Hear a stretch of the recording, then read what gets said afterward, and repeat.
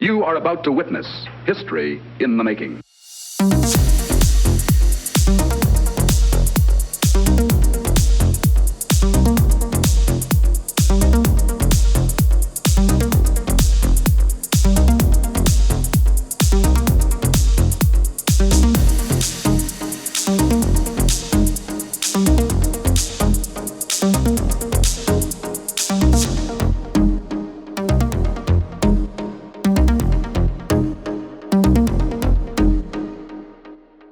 Hello, good afternoon, good evening, and welcome to another Pop Culture Gamers podcast. We're a little bit Steve-less tonight. He's decided he's not going to do the show this week. He's got something on, so we wish him all the best. But I am here, as always, with Paul. Hi, Paul. How are you doing? It's been a little while. Yeah, it has been a while, but I guess that's typical of like a summer, really, isn't it? I mean, there's a little less gaming happening, a little less watching of things. There's always a little bit more of something different to be going on at this time of year, little less releases. So I think it's quite typical of most shows to do a little less, don't they, during the warmer months? I think so, but don't you think that this last couple of months has been probably some of the most news generating that has been going on at this time of year for years? Absolutely. With Sony and everything, which I'm sure, we will get into when we start talking about it. But yeah, I'm quite surprised at how things are going through August, because normally it's such a quiet time and you're like thinking, what on earth can I talk about? But there's a lot to talk about. And I think that, Sony's not coming across as a nice company at the moment. Not at all. I mean, No. I'd say they've, we'll make a proper start on the show sort of thing, but there's a lot to be said about that. I think there's a lot of different things that have come to a conclusion on. If you'd have asked me day one, I could have said a lot of different things, but a lot of things have how can you say, things have gone in the brain now, and you've had time to ponder it over, haven't you, and to think about it. But yeah, not good. Well, we'll get to that in the gaming section. But first off, I just wanted to give a quick shout out to Gavin Snook, who's one of our long-time listeners, has been with us since the inception of the show and when we were on Crankies as well. But he's been very unwell. He's hospitalised. He's going through treatment, and we hope he makes as best a recovery as he actually can. So, Gavin, if you are listening, we wish you well. Absolutely. Anyway, Paul, what have you been up to? Well, the usual stuff. I actually been buying and selling. At this time of year, you do generally do a lot of buying because people are selling stuff for like holiday reasons. People are not gaming. People are doing less computing. People are cashing things in. So you still do quite a lot of buying. So I've been buying quite a lot of stuff, and it can be a good time for buying because people generally want less for it because they want it shut quite quickly. So been doing a lot of that. But from a personal side of things, I've been having a bit of a tech nightmare for literally like about the past 3 weeks. None of them are like significant enough to be like, how can you say, life-changing, but each have been an absolute unnecessary brain drain. And about 3 weeks or so ago, I decided to I was feeling really tired. And it's me that does everything. So I do the buying, I do the selling, I do the listing, I do the testing, I do the everything. It's not a big business, but I don't have to work for anybody. So, but it's still, you might have to answer messages at all times of night, buying stuff at all kinds of different times of the day. So you get a little bit brain drained. I'm not getting any younger either. And so I thought I'm going to take a couple of weeks off. And like you do, you think I'm just going to kick back. And so anyway, the batteries, this all started with the batteries running out on the Blink doorbell for the front door. Now, as it happens, we've got a really simple Blink setup. It's front door, Blink doorbell, back garden, Blink camera from 2003, works perfectly. Only little issue with the one that we got at the doorbell is that we've only got like maybe say about 6 foot, maybe 8 foot of steps, or they're not steps, like paving before you get to our front door from our little fence. And so with these cameras, they don't have the best viewing angles, the older ones. So you can put on areas where you blank out stuff so that it doesn't trigger. So really, you've got quite a small area. So anyway, I'd spotted about 2 weeks previous to these batteries running out, because as you do, you buy these things and they sit on side forever. Amazon are having one of their sales on, and this were an absolute killer deal. Blink camera, Blink doorbell, 2K, so it's the latest version, yeah, $39.99 for the pair. And I'm like, That's good. It's like, well, do you know what? I don't need to change it. There's nothing wrong with what I've got. If nothing else, I've got a spare camera for the back garden, which I've already got another spare one as it happens. But it's the new 2K version. And the doorbell, last time I bought a black one, our door's white. A lot of people's door, I don't know what colour your door's is, but ours is white. So I thought this time I'm going to buy a white one. And it came with like the little hub as well. Now, I don't know if you know a little bit about Blink's hubs, but the older ones, you can actually plug a USB stick in, so you don't have to pay for no subscriptions. So the new hub doesn't have that. So whatever, I'm not going to use that. Don't make a difference at $39.99. I don't feel like as if I'm throwing my money away. So it's a 2K version, and the big advantage of this new one, they've got a better viewing angle. So it shows like a longer photograph, a longer video, so that we get more of our pathing, etc. So I don't know. For $39.99, it were a bit of a no-brainer. So anyway, 2 or 3 weeks later, I keep meaning to fit this doorbell. It should be easy as pie, really. I've done it before. No big deal. So anyway, the batteries run out on the one outside. I've got to go outside if I'm going to do it. I've got to take it off slightly, pull a bit off, and then, put the new batteries in. 5-minute job. But if I'm going to go to that extreme, it probably should only be about another 15 minutes to get the new camera out, set it up, add it onto the system, put it onto the front door. So anyway, what I generally do, I'll set it up in the kitchen, walk in front of it, do a bit of a test, make sure it does its updates, press the doorbell, etc. All's working fine. When you take it to the door, what you've also got to do, if you want to make it work with your ding dong, the thing at the ding dong in the, so it goes ding dong, the old style bells. You plug it in with your 2 wires and it does like a little test. All is well. So I think, the missus messages me, says, oh, have you fit the new doorbell? Oh, camera, pictures look a lot better. I says, oh yeah, it seems really good. Anyway, throughout the day, I start to notice, as you do, I'm not getting no motion detections. So anyway, I'm like, hold on a minute, what's going wrong here? So I know my setup's all perfect because it's been working fine with the other one. So I goes outside, I press the doorbell, I get an alert, on my watch, it's working. And then I'm like stood there. The neighbours must think I've gone bonkers. I'm like walking up and down path like, I've lost the plot, like just walking up and down. Try to trigger it. Won't work. So anyway, I take the back off, take the batteries out, plug the batteries back in, it all reboots. Guess what? Motion detection all working again. Great. Must be just some whatever. Press the doorbell, make sure it's working again, go back in.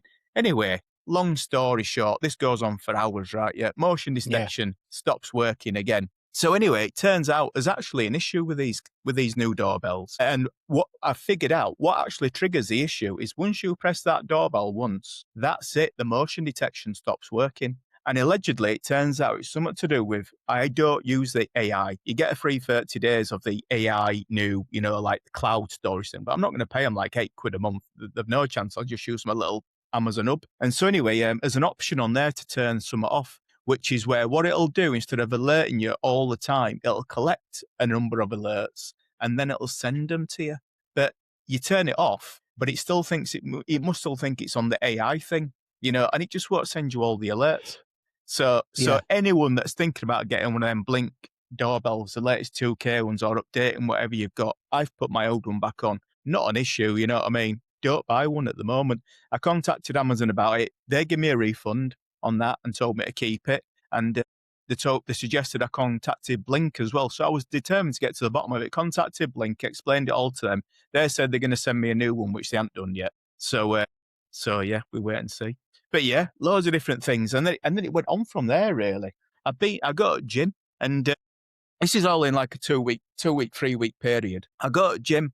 Anyway, stupid really this. I've had this watch like 5 years or so, and I've been going in and out of the sauna. And probably I didn't realize this, but probably one of the worst things you can do with a smartwatch is go in a sauna because of the steam, the heat, and the seal on your watch. So anyway, it literally died, did the watch in the sauna. So got home, had to order a new watch. It's an old watch. It hasn't cost me much, you know what I mean? But for me, it's massively important for me to get my alerts to my watch because of the way my business works. I get alerts instantly. If I miss an alert, if it's seconds late or whatever, someone else might have beaten me to the deal. I don't get the deal, boom.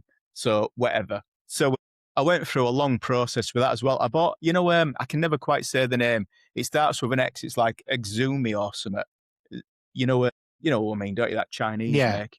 And so anyway, I bought one of their new ones, Smart 10 Pro. Lovely little watch. It's just that little Xiaomi? Xiaomi, that's it. And it's a lovely little watch. It were about $79.99. Great watch. Anyway, set it all up. It's usually a 15-minute trick. Set it all up. You can go into your apps apps, and you can set it within the apps which apps will buzz you. And one thing that's really important to me is I actually have a perfectly good of a brand new smartwatch here. It's a UI and Fit Free or whatever it is. And the useless thing about that, you cannot set what they call custom notifications. And custom notifications means that I can go into the app and I can tap on it. You know, like you could do like SOS if you wanted. So you just tap on screen, you go da, da, da, da, da, da. Whereas on the UI, it's either like a soft zzz or like a heavy zzz like that. And that's not enough for me. If you're doing something, you know what I mean? If you're in shower or even if you're just wandering around the house, that ain't going to alert you enough to make you look at your watch or realise it's happened. So anyway, gets this other one, set it up, does my nice long sort of custom alerts so it vibrates my wrist, etc. Anyway, sets it all up, it's all working. Anyway, comes back down to Blink. Only app it won't bloody work with is the Blink. You know what I mean? So anyway, goes round the houses and I found another app, a really good app actually called Alert Me. So I set that up so it ends up going through Alert Me, which is an app on Android. Then it goes to my watch. So Blink goes to Alert Me, then Alert Me goes to my watch, and then it would fire up. Anyway, a week later or so, this guy decided to do an update on the program, then it stopped working again. So I thought, I've had enough of this. I'm just going to go back to Amazfit. So anyway, I don't know if you've ever tried to buy a smart. Are you Android or you're Apple, Aidan? Apple, right. Apple. So anyway, your choices are your choices. Apple's Apple. You're either buying that one, or that one. And it's usually based on size. Well, as you well know, with Android, I've got the world. There's millions of different watches. So Amazfit do some excellent watches, right? You try and go and buy one that's not nearly like, some of them, they're like almost like putting a TV on your wrist. They're getting so big. You know, you go in, man. I mean, I ain't got the biggest wrist in the world. So anyway, the one that they've got out at the moment, I tell you what, on paper, it sounds fantastic. They call it an Amazfit Max Pro.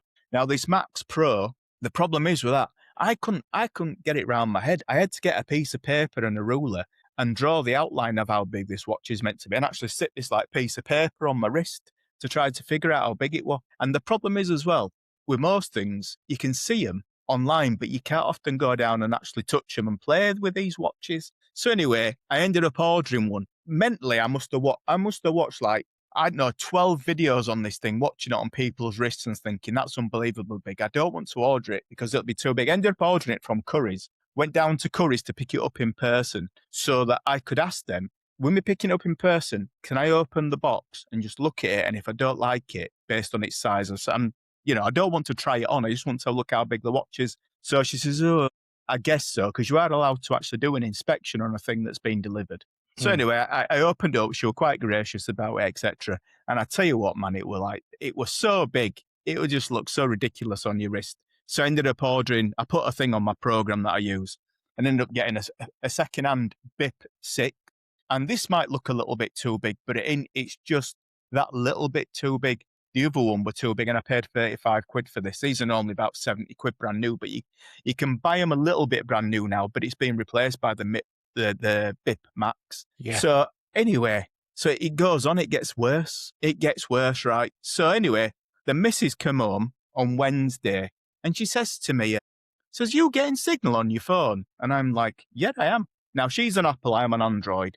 We both use the same provider. We use Smarty. So we don't even have a contract, but you only pay about 8 quid a month. I get 80 gigabytes of data, unlimited minutes, unlimited text. And if you take a look at how much minutes and text I use outside the house, I don't know, it might be about 5 gigabytes or something. You know what I mean? It's not a lot. You'd be surprised how little mobile data you use. You certainly don't need unlimited unless you want a true backup. So anyway, she's got an iPhone 16.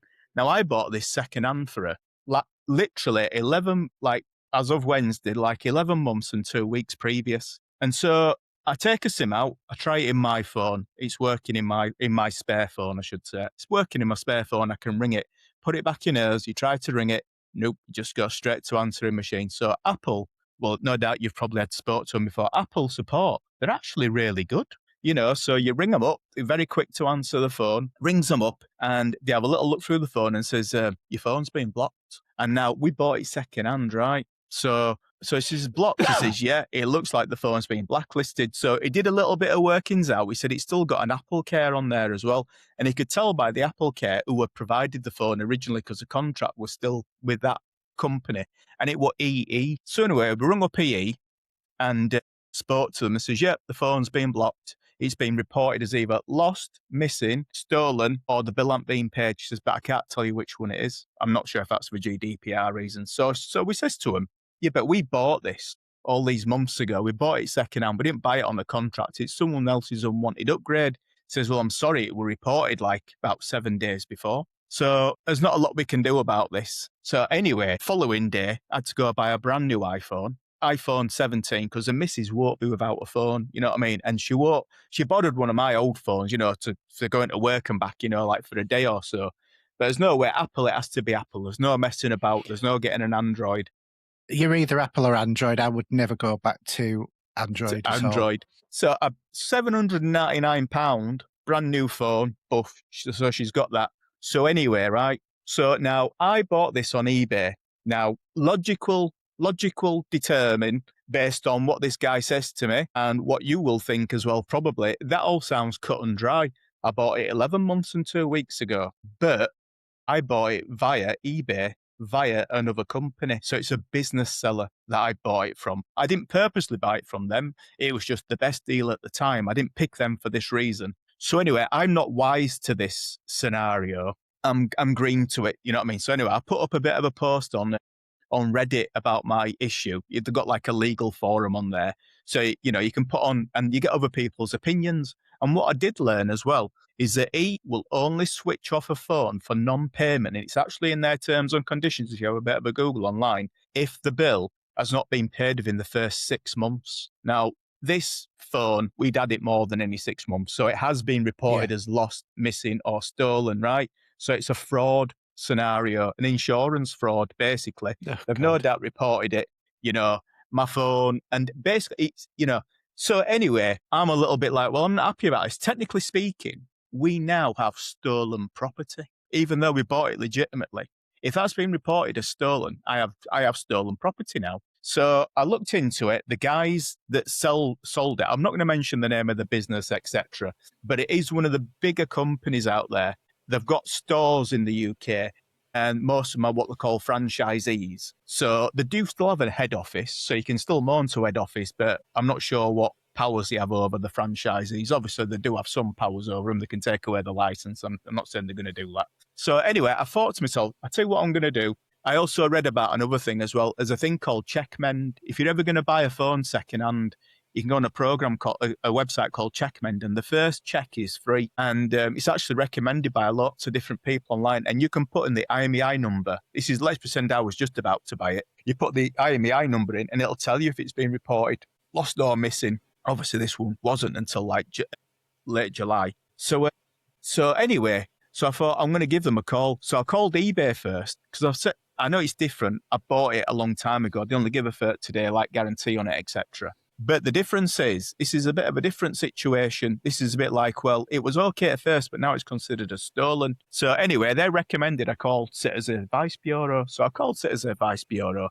and I told them, explain the situation. They says, well, because it's a business that you bought it from and you have the details, you've got 6 years to bring a claim against them. So I'm a little bit like, oh, well, that sounds interesting. You know what I mean? So, but obviously you've got to prove there's like a fault with the phone. Checkmend proves there's a fault with the phone. It does clearly state that the phone has been lost, missing, or stolen. So I rung up the shop and I got through to a guy, and he was the manager.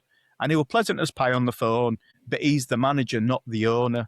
You know, obviously, you know, they can have two very differing opinions. So he says, I'll call the owner, I'll have a word with him, and let's see what they say. So anyway, 10 minutes later, I rung me back. He says, no, I'm sorry, mate. He said along the lines of, you bought it on eBay, contact eBay, you had 30 days from the date of purchase. So I explained to him pretty much what I'd spoke to with a Citizen Advice Bureau and explained the situation. And I says, well, I will be taking the matter further. And he says to me, well, you know, you do whatever you want to do. I says to him, oh, I'm not going to shoot the messenger. I says, it's not your fault, etc. But I am going to take it further. So basically, I typed up a letter based on a template that Citizen Advice Bureau sent me, which you can amend to your scenario, and put in recorded first class post. So that went on Thursday. Didn't show us delivered yet, but first class post isn't what first class post used to be. It'll probably turn up like Wednesday next week at this rate. So yeah, that's an ongoing situation. And I'll tell you another little thing as well. And I read this online. You know, you start doing a bit of a deep dive on these situations. You try to pick other people's situations up to see how their tale ended. You know what I mean? Yeah. To see what happened. And there's reports of some people where they've sent their phone off unbeknown to say like a company, say like Music Magpie or wherever, to sell their phone. And they've got an email back saying that unfortunately your phone's being registered as lost, missing or stolen. And unfortunately, we're not allowed to send you it back. So they have to keep it because it's considered a stolen property. So, you know, like if I'd have taken it into say like CX and think, oh, perhaps they won't check it or so much, you know, I'm not going to do that. But if you took it into CX and think, oh, perhaps they won't check it and I'll get away with it and they'll just buy it. Well, number one, they've got your name and address, so they'll probably be on to the police because you're selling stolen property. And number two, if they do pick up on the fact that it's received as lost, missing or stolen, yeah, they'll keep the phone and tell you they're going to give it to the police. It's amazing, really. So yeah, tech nightmares. It's just not good. So anyway, fingers crossed that's the end of my scenarios. But I'll tell you a little interesting thing as well. Now, with an iPhone, yours will be the same. It's got what they call an eSIM, and it's got a regular SIM on there as well. Yes. Now, apart from, well, the British ones do, the American ones are just eSIMs. Are they just eSIMs? Well, on the English ones, right? Now, other people's scenarios, they said, oh, I had you know, like you're reading through, other people had a similar situation. I haven't had an opportunity to test this, but they actually reckon that these phone companies only block the main IMEI number. So if you want to use it, you can use it still with an eSIM. So, you know, I mean, but so I don't know what's going to happen with this phone. You do see people selling phones online that have been blacklisted. I mean, I haven't stolen it, if you know what I mean. I bought it in absolutely good faith. It's been blacklisted in a fraudulent fashion by whoever owned the phone originally. So, but it might end up going to small claims court, all kinds of different scenarios. But I did the maths on it. We paid $400 for it a year ago, and that was cheap then for an iPhone 16. An iPhone 16 right now is still £700. They're still expensive. The phone's in absolutely mint condition. The missus looks after them. I did the maths on it. Probably worst case scenario, it'd be a cheap deal for somebody at £250 because you can export them and them blocks don't apply in other countries. If you was in, say, like America or I'm not sure if it applies to Europe or wherever, but the phone will still work over there. So all is not lost, but I mean, the missus loves a new phone because it's an iPhone 17. I'm sure you're aware when you go from the 16, like the 13, 14, 15, 16, not much difference with them. But the 17 has now got the 120 hertz screen on it. It's a slightly bigger screen. And the missus is like, she feels as if she's got a new phone.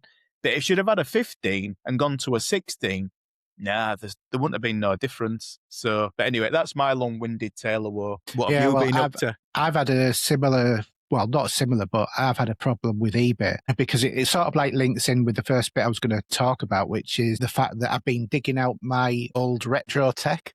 And by retro, in this case, I mean my 360 and PS3. And I thought, okay, so I can't find my controllers. They're somewhere being put away. I thought, I'll just get a new controller because I think there was a bit of stick drift or whatever anyway. So I thought, I'll go onto eBay.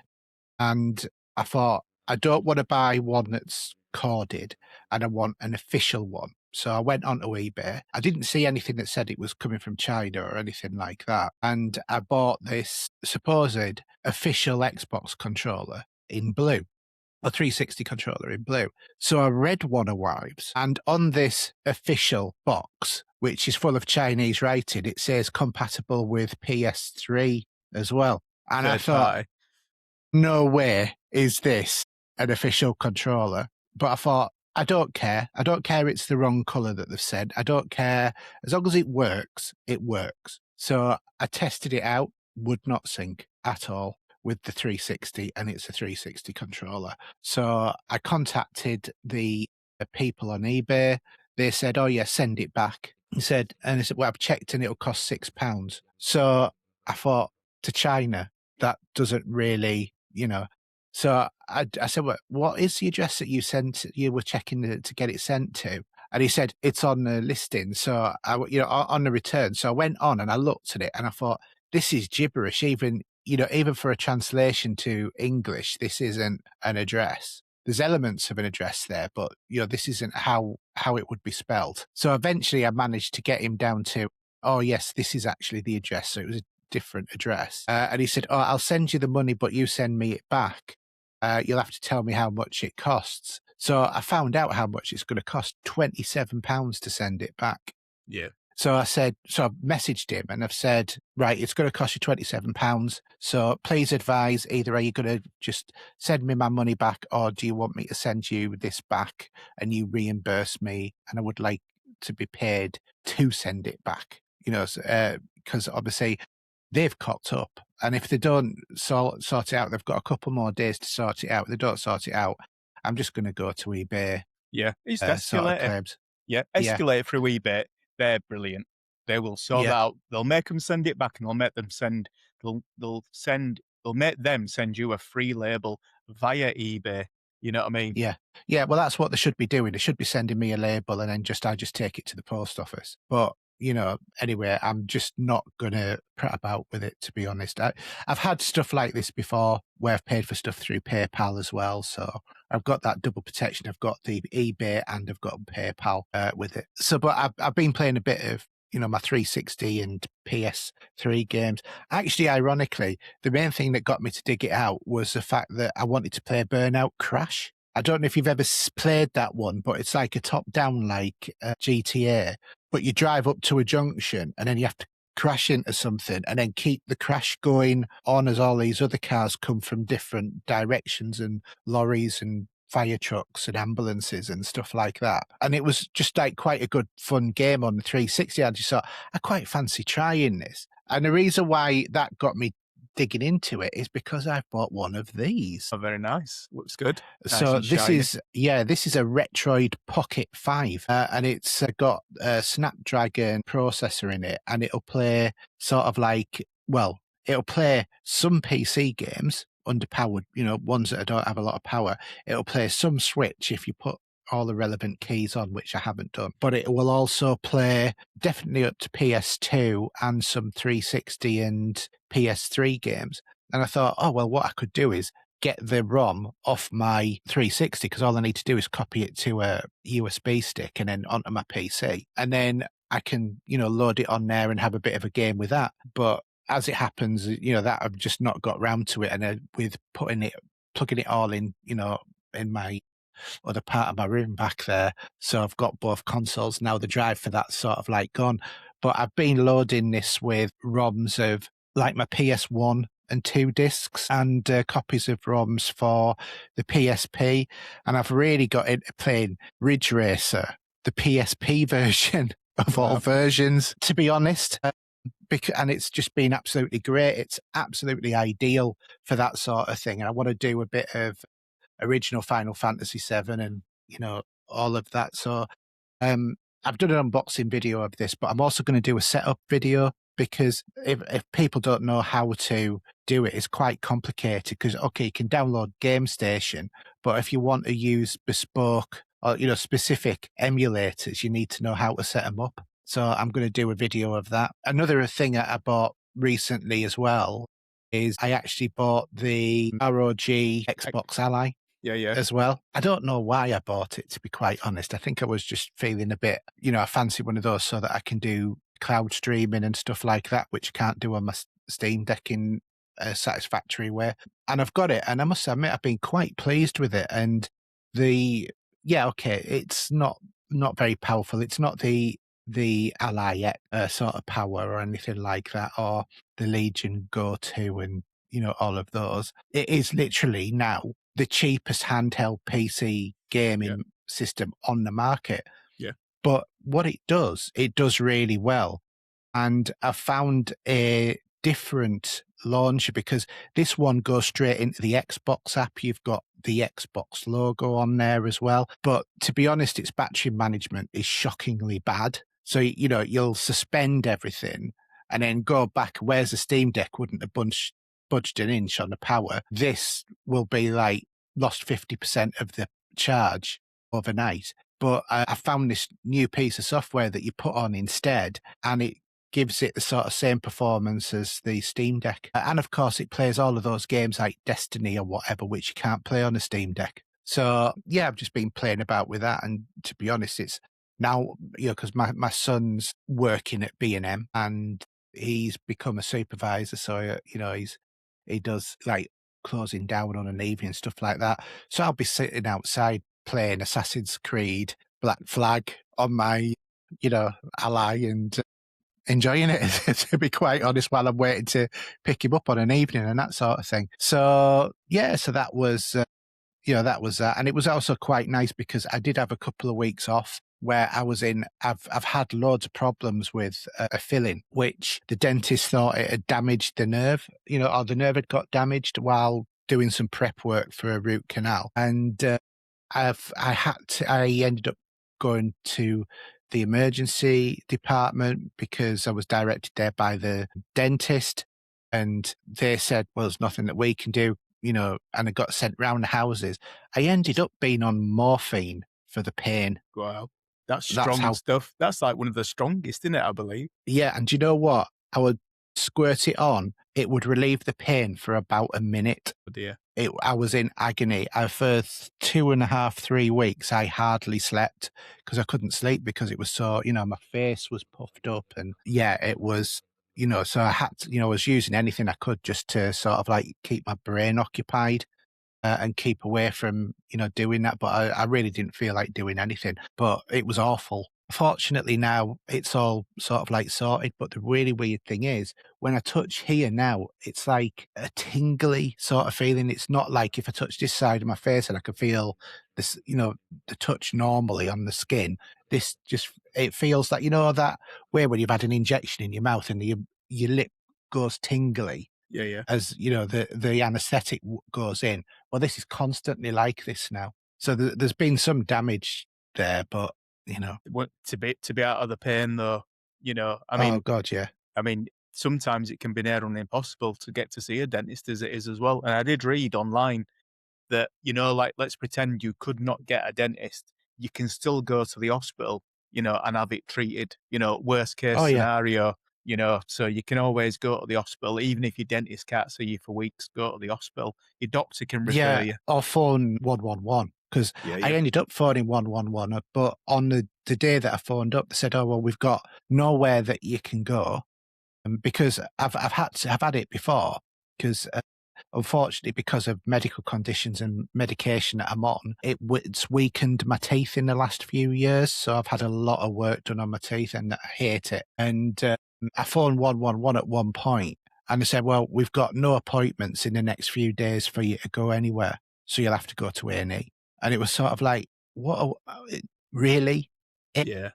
For toothache, just find a blooming NHS dentist and send me to it. But this country is just absolutely rubbish in relation to NHS dentistry. And I do go to an NHS dentist and, he's a good dentist, but it's just, the lack of availability of appointments and stuff like that. And this is the second time I've had really bad, I once had an abscess on this side of my mouth and I was paying for private, on the, you get the subscription thing. Oh, and they made this big hoo-ha to me, the dentist that I went to. They made this massive hoo-ha about we have out of hours support. And that's what I thought we were paying for because, it's like if you've got, if it's like a Friday night at 8:00, you want to know you're going to get to see a dentist as soon as you can. And that's what I thought I was paying for. And when we phoned up, when I had the problems back then, the dentist just went straight through to NHS. And when I went in and I challenged the dentist about it, who was one of the partners, he said, well, I have a family. I said, so do I. So you expect me to come in the middle of the night because you've got toothache? Yes, because that's what I'm paying for. Well, yeah. And he said, no, it's not. You're paying for the 111. I said, I'm already paying for the 111. What I'm paying you for is it says on there that it's out of hours treatment. And I ended up leaving the dental practice in absolute disgust with it. And I came that close to reporting them to trading standards because I think that they're breaching it. But I've looked and a lot of them do. And that dentist practice is still doing it. as well. Yeah. So if anybody wants to know, I will let them know by direct messenger which practice it is if they live in a Northallerton area. But it was disgusting. The fact that you pay it says quite clearly on their terms and conditions that you're paying for it, and then it ends up being 111, which you already pay for.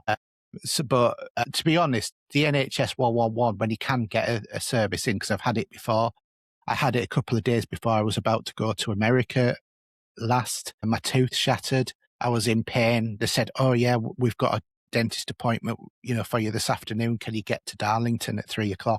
Yeah, not a problem. And they sorted it out. So when you can get an appointment, it's great. But I do hope that the government sorts it out. I know that there's many other things that are equally or more pressing, but I think a lot of people suffer with dental sort of problems. Absolutely. But on another matter, I am heading off to London this week. I'm looking forward to going to work in London, so it'll be interesting just for the day. But I quite like getting the day out of my home office or the work office. And going to travel to another location, and going down to London's always preferable. So I've got a few things done. So I'm gonna, I've got looking forward to it. But the final thing I was going to say is I've been joining some retro user groups because I dug out my old Amiga 1200 and decided to sort my shed out on Friday, and I found my lost Amiga 1200. There's been a little bit of superficial damage, like keys broken off and stuff like that, the membrane broken on the keyboard underneath. So I've been looking up about restoring old machines, and I don't have presently a power supply, but I've managed to I joined a group and I was told about this one that you can build yourself that adapts a USB socket, a USB plug to an Amiga power supply.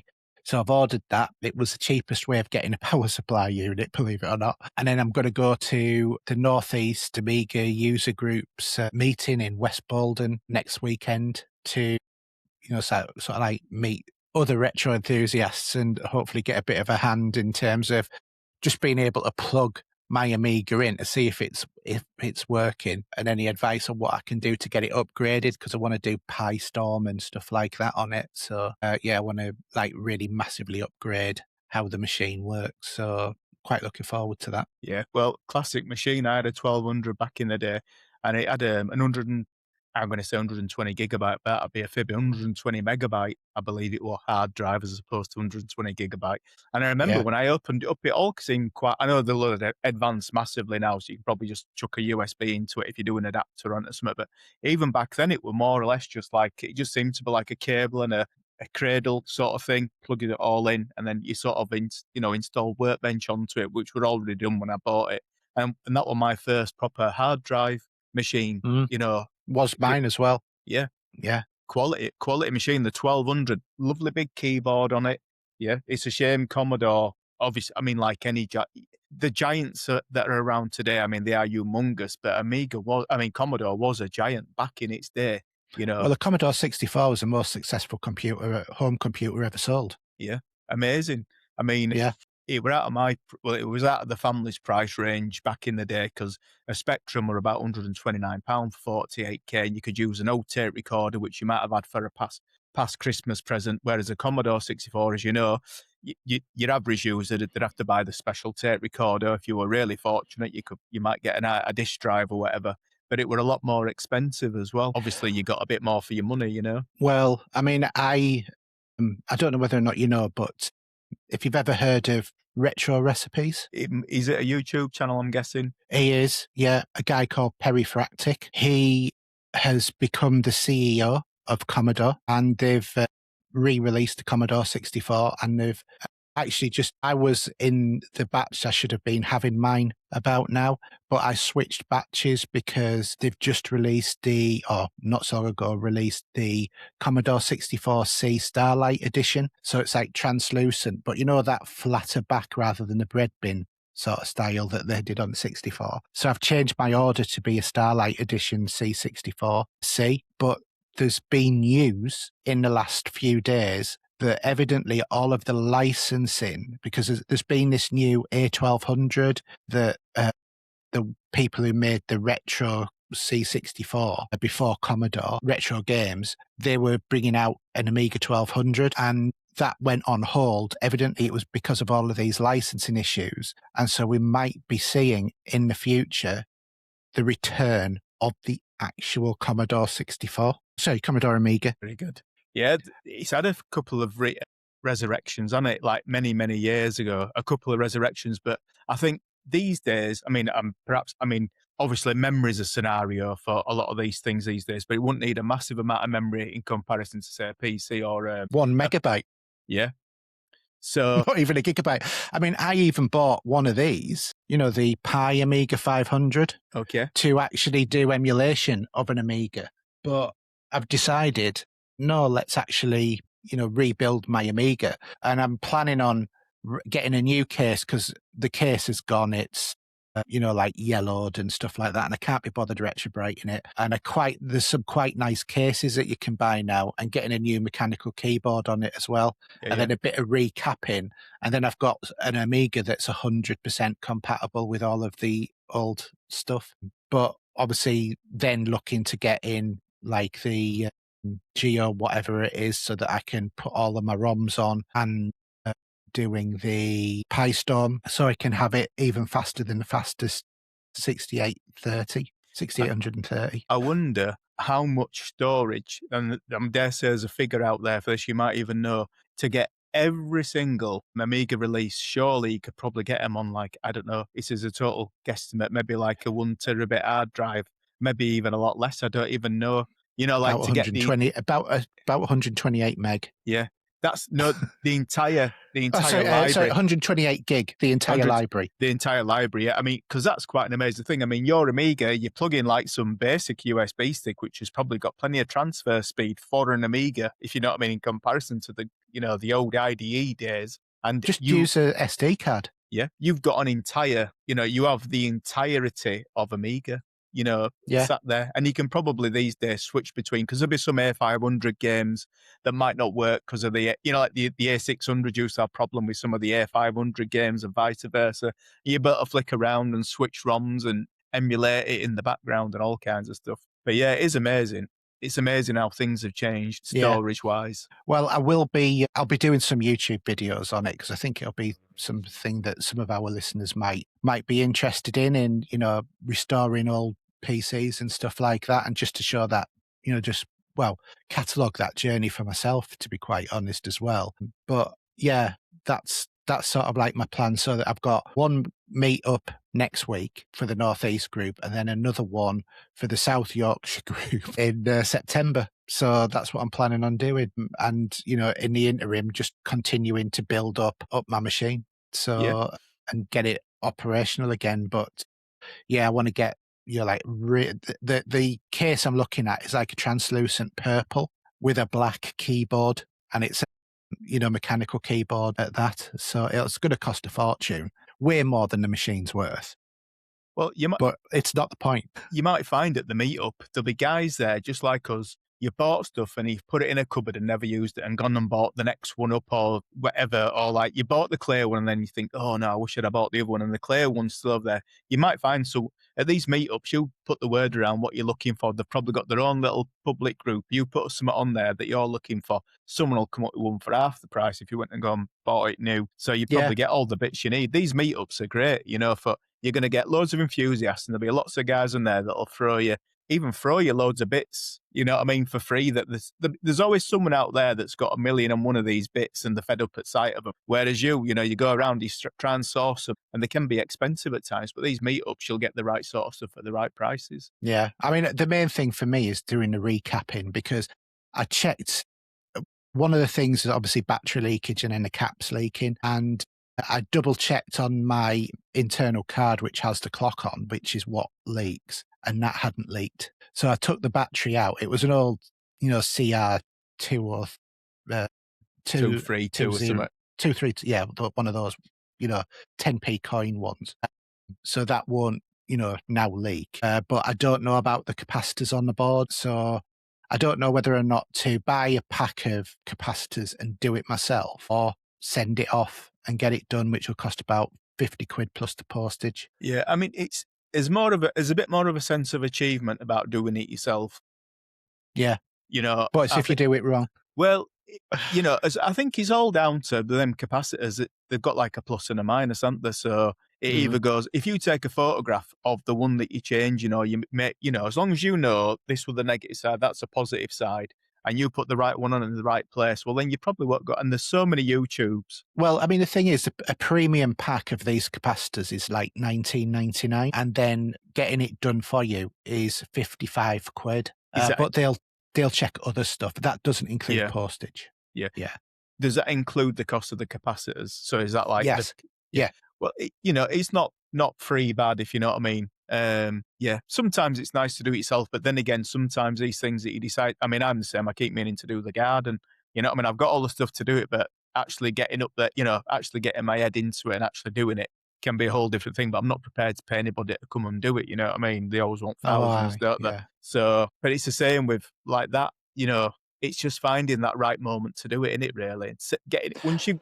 Once you've done it, it'd be a great sense of achievement if you do it, but it can be just as nice just to send it off this weekend and be using it again next weekend, you know, so. Yeah, exactly. And, you know, it's like I've done soldering on like controllers and stuff like that before to fix them. So I'm not worried about, you know, that. It's only when it's like micro soldering that it kind of puts me off because, you know, my hands, you know, shake a little bit too much and I don't have the best eyesight to be able to see it, and I don't have like a proper magnifying screen or anything like that. But you see these guys do it, don't they? Where I watched one repair place, you might watch it. I think his name's Gavin. I could be wrong. I can't remember but he does a lot of repairs. He's like a guy he's got glasses and a bit of a beard. He sounds like he's from somewhere up north. Not Steve Sticks or whatever. Yeah. So, yeah.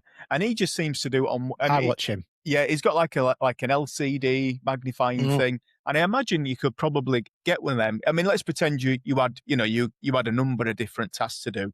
Probably, you know, what it might cost you to have 4 or 5 things fixed or whatever. You could probably end up with a decent LCD magnifying thing and a half decent soldering iron, or if you needed one. And you'd be game on almost. Because I think them LCD things seem to make all the difference. Because he puts it under, doesn't he?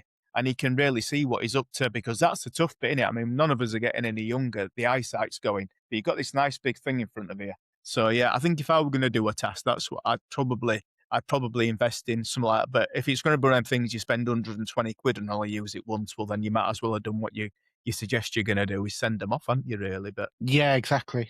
I mean, I've got all of the soldering gear because I went through a bit of, I think I want to learn this sort of stuff, and then got waylaid from it. So I've got it all sat there, so I might as well use it.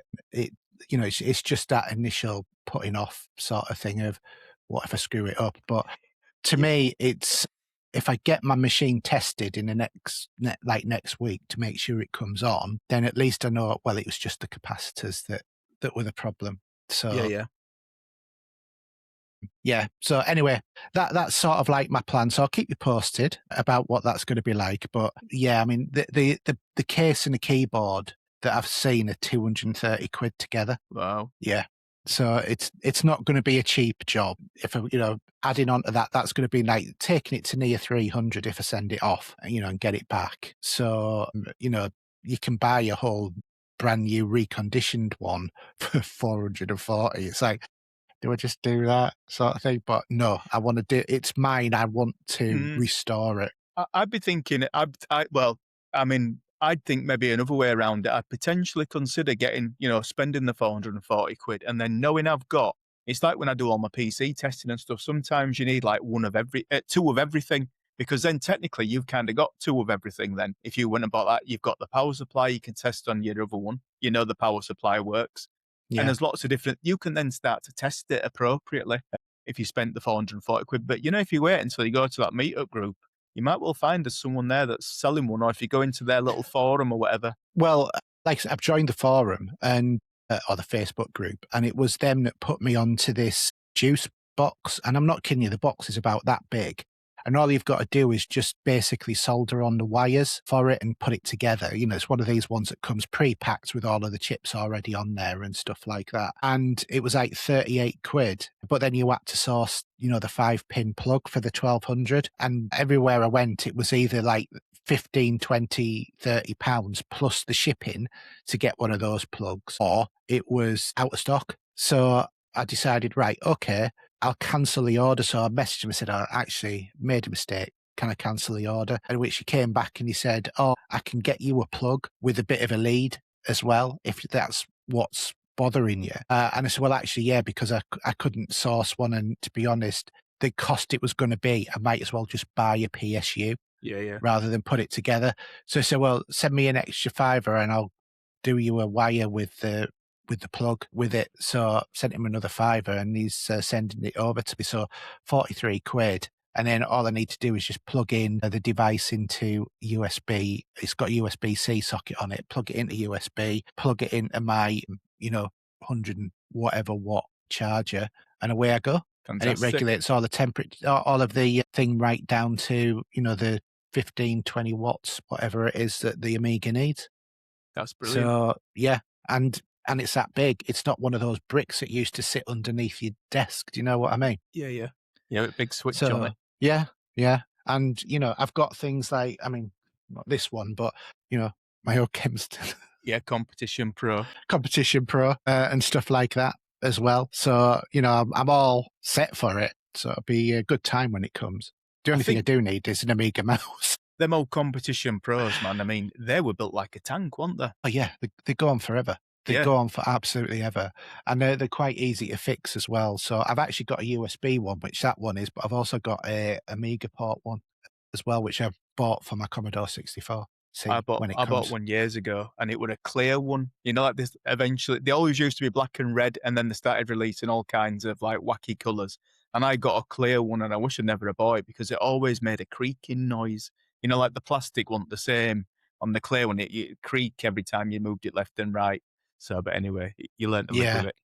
I also had a black one, but it had yellow square buttons as well. Do you remember that one? It's same sort of style, but the buttons were square. Yeah. I had one of them, and I had one that you held on, and this controller was at the top, but you held the bottom like that sort of thing. It was weird.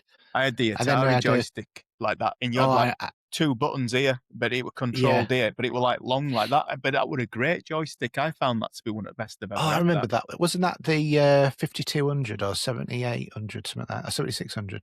I used it with my Atari 800 XL that I had at the time. Oh, was it XL? Right. But the joystick could have been, it could have been used for multiple different Ataris at the time. But but it was like long and slim, and it was a really good joystick. Really, really good. Yeah, and I had a turbo, whatever it is, I can't remember what it was called now, but it had two triggers one on the base and one on the top. Yeah. And it was like a red base and then black at the top, two-tone sort of thing. Beautiful joysticks. I've still got them somewhere. You start rubber feet on them, you stick them to your desk, and then you'd be like going like this, and sometimes it'd pop off when you try to do it. I used to have a quick shot joystick, and my cousin bust it playing Daley Thompson's decathlon. Well, joystick, that would have well, on the Spectrum, I didn't have a key, I didn't have a controller because you used to have a joystick interface and a controller, and it didn't want in the budget, unfortunately. But I actually preferred the keyboard at the end of the day.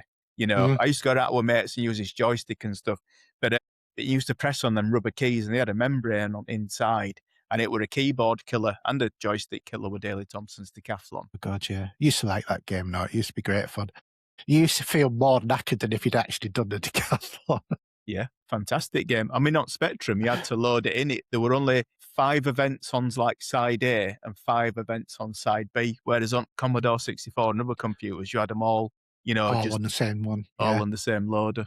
All the same then loader. you had summer games from US Gold that used to do one event at a time. Oh, and then you'd have to starting tape again. I mean, that were never the fastest loader, was it? The 64 tape deck. God, no. You'd go and make a cup of tea, go to Middlesbrough, have the day out, come back, and it'd be half loaded. Yeah. And nowadays, we think, it's been 3 seconds and the game's not started. What's going on? I mean, there were a point before SSD drives came out, which was that revolutionary sort of speed change, and they can turn any old computer. If you had an IDE drive on there, an old style, an old SATA mechanical drive on there, and you put an SSD drive in, what a difference that really is. People talk about upgrading the RAM and all that kinds of, just put an SSD in it, it'll make you like such a difference. But back in the day before an SSD, you could almost do like, you would turn your computer on. Windows might be on the desktop, but you start to try and move your mouse and it was still loading up things were still loading in the Exactly. background. Yeah. So Yeah, no, I used to have a Sony Veo, a computer with a Blu-ray drive in it. Beautiful machine it was, but it was as slow as hell because it was hard disk drive, and then I put in an SSD, yeah, completely transformed the machine. yeah, Oh. it's a massive difference. The older SATA style drives, the older mechanical drives, they were a genuine bottleneck for most of these systems. Oh yeah, definitely. Anyway, shall we go on to gaming this week? No longer a dream, but a reality.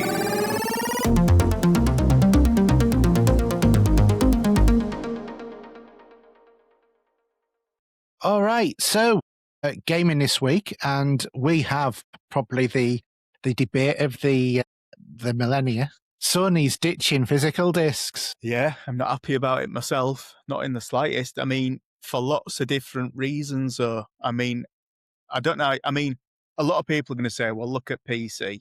That's just the way it is. I've nothing against an all digital future, but I'm dead against them telling me in 2028 on a PlayStation 5 Pro that I bought, which I don't think it'll even have been out 3 years by 2028 January, yeah? Or maybe 3 years and about 2 months because it came out in a November time, that all of a sudden I can't play digital. I can't play, there's going to be no more physical discs. I mean, it's not as if the PlayStation's looking a bit wonky, is it, right now? It's not as if it's stuttering a lot. You know what I mean? You can still play all the latest games on there. Well, it's funny the things that have happened, like all of the outages on PlayStation and stuff like that during this time. The whole concept of this fully digital utopia is a dystopia at the end of the day, because PlayStation have removed any other competition from the marketplace. At the moment, their competition is companies like CEX and Asda and places that still sell physical games. But they'll soon control everything. They'll be forcing a monopoly on everybody, and the prices will just start skyrocketing.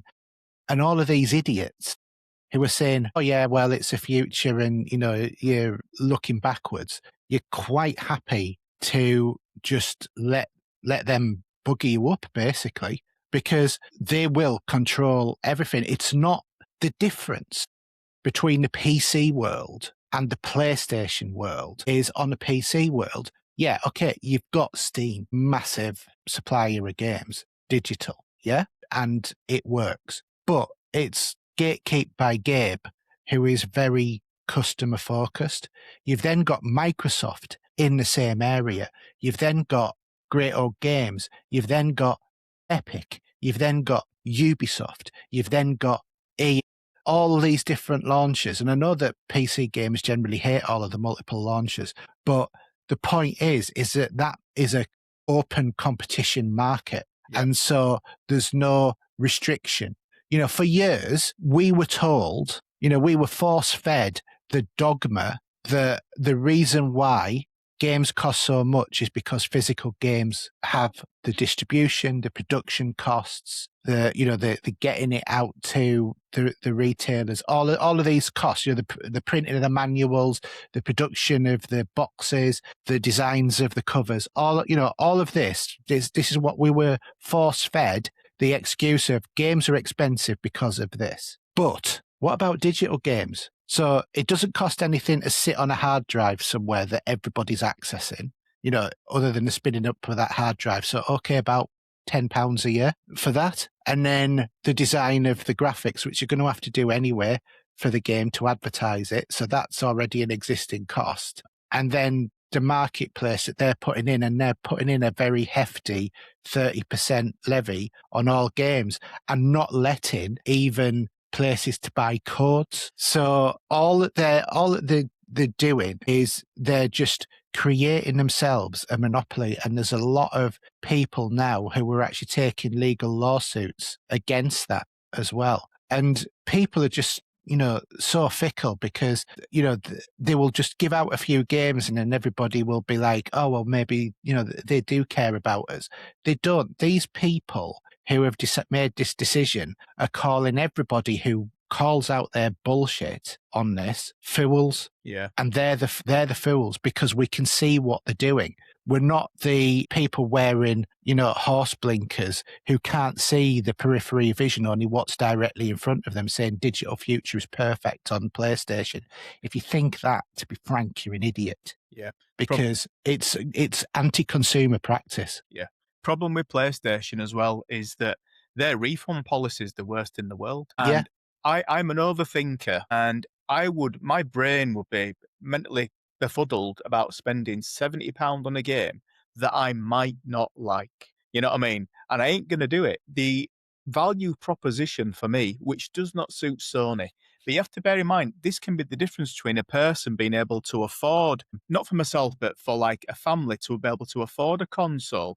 They can say to the family, well, we can borrow games off of so-and-so because your uncle buys them or your friend buys them, so we can swap and exchange games between us. That'll bring the cost down, even though we're spending all this money on the console. We can trade in as games, we can sell as games, and if we get a game that we don't like, we can sell it. Well, if I spend 70 quid, I can't even play it for 5 minutes and have buyer's regret. It's done and dusted. I'm 70 quid down the road, and I'm going to be sat there pretty peeved about that. And another thing about Sony as well, I think these figures, right, are a little bit more fudged when it comes to digital they're very sales. much fudged. Right. Now, bear in mind, right, what do we get every month? And when you buy them every month through, your free games that you get via your PlayStation subscription, yeah, they all go through the checkout, yeah, at 0.00, yeah.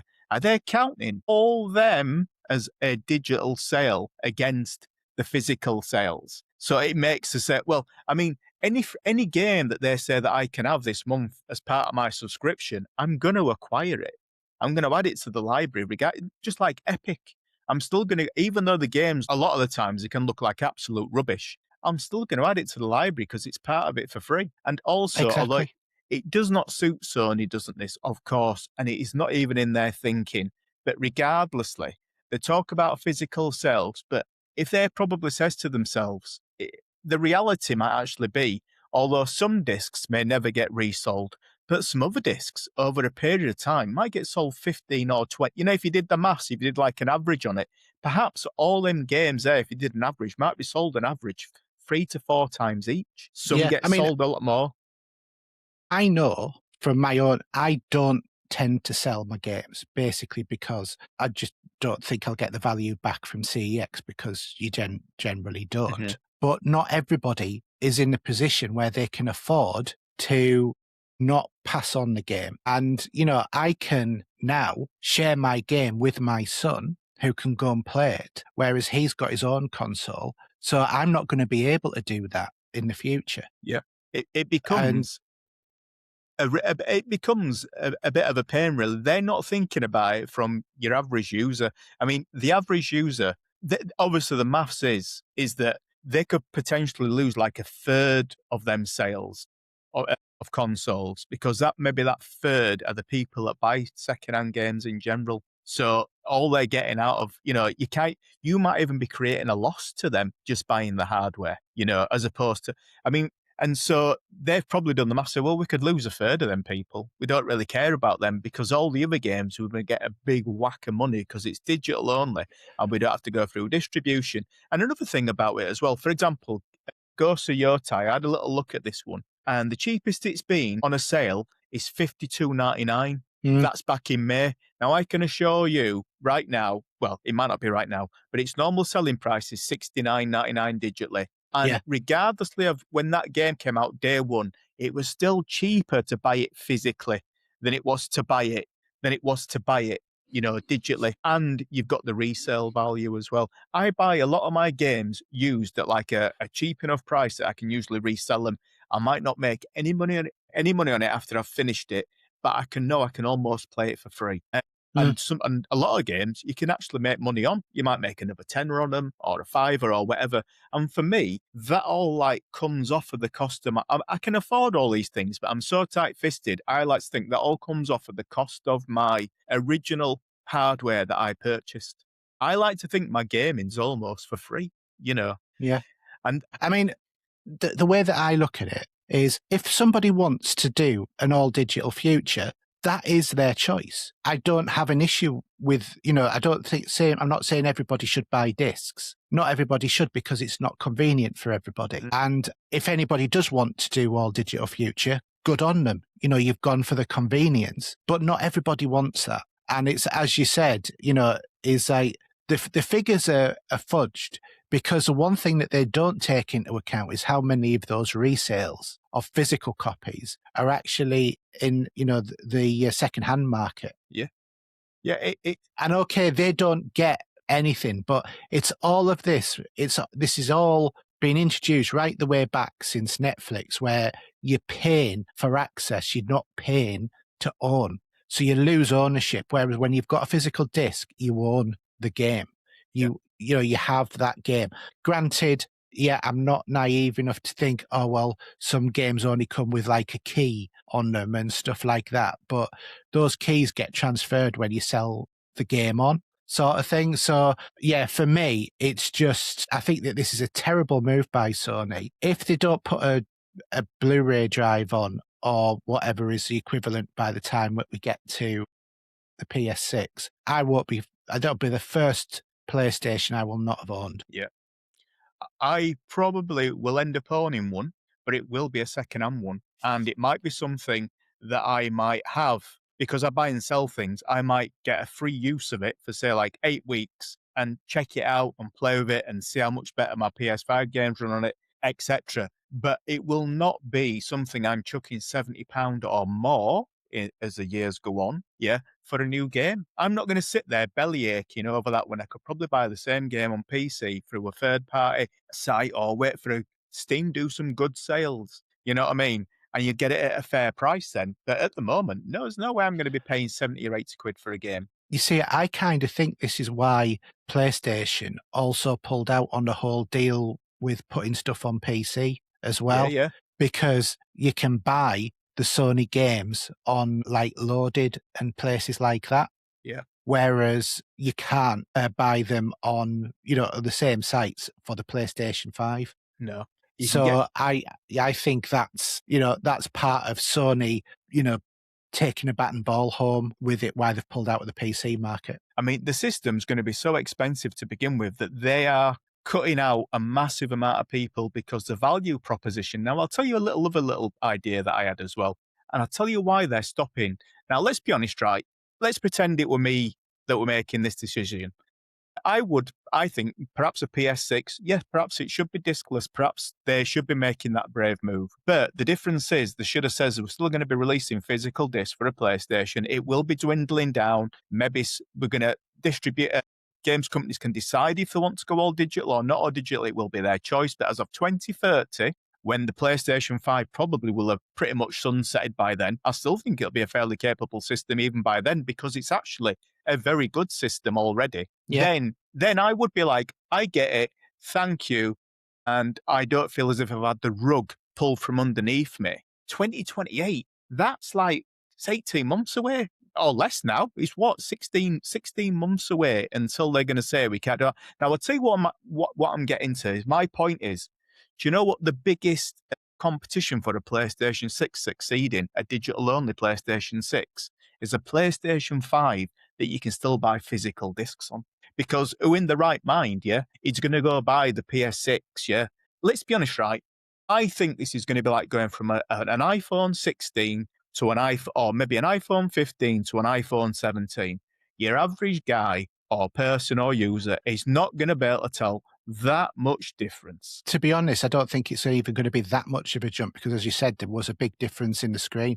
I think this is going to be like a 15 to a 16. Yeah. Next to no difference. Yeah. Cosmetic, in most parts. Yeah. So I totally agree with you. Why would, but they're going to stop all production. Interestingly though, Capcom have said, we will continue to produce physical media for as long as people want it. So how are they going to do that? Maybe they're thinking that they're going to put it onto a USB stick or something like that. I don't know.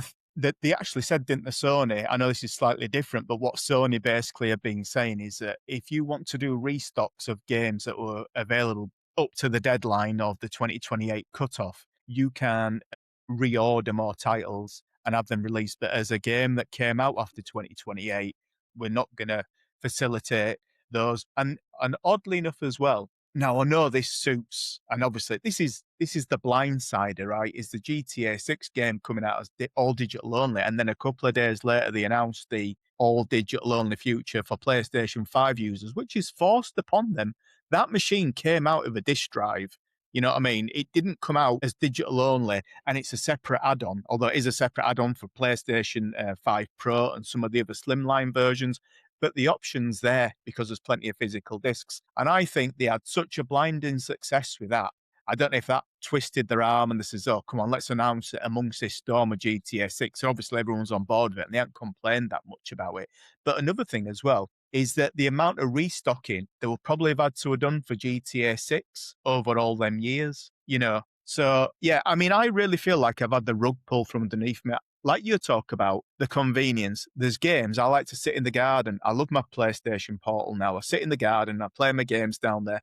And there's a few games, obviously, that I've only got on disc. And convenience and laziness, you know, soon clash. I'm too lazy to go upstairs and put the disc in my PlayStation 5 because I want to play that game in the garden. I will pick something that is digital, you know. Well, I mean, perfect example, looking at movies is obviously, you know, I buy a lot of 4K movies, but I've ripped almost all of my movies to my Plex server. And unless I'm really in the mood for what I really want to watch this in the best quality, I'll just go onto the Plex server and watch the movie. I won't get the disc out because it's convenient. I get the convenience. What I don't get is Sony telling us that they're going to remove the choice. I don't get that at all. It's anti-consumer.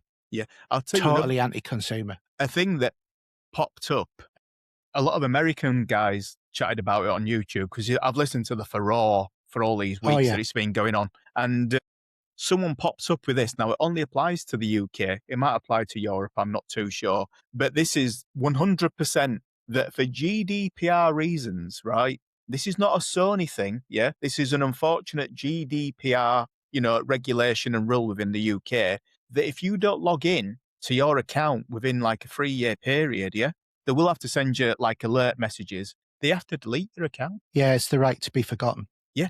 So in other words, let's pretend you go on a sabbatical, right? And you're off on your PC for the next 4 years. And you think, oh, I'm going to get my PlayStation out. I haven't played that for ages. I'm just going to log in.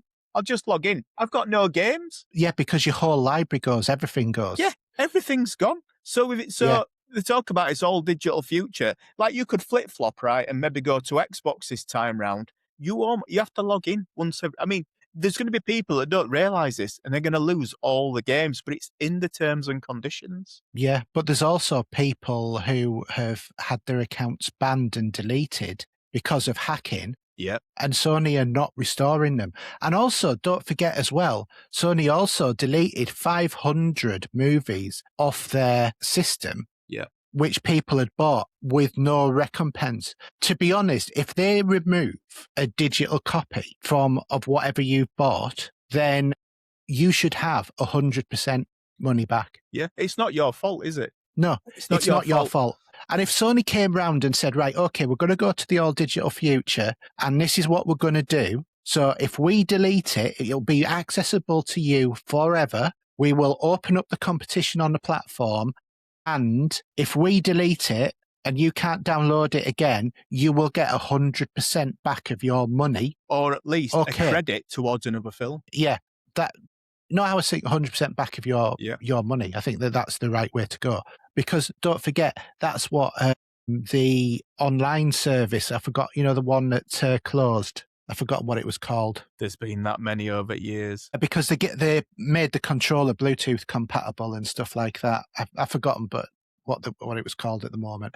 But I was just thinking about that because they gave everybody like their money back in terms of all of the purchases. And that's what they should do. Yeah.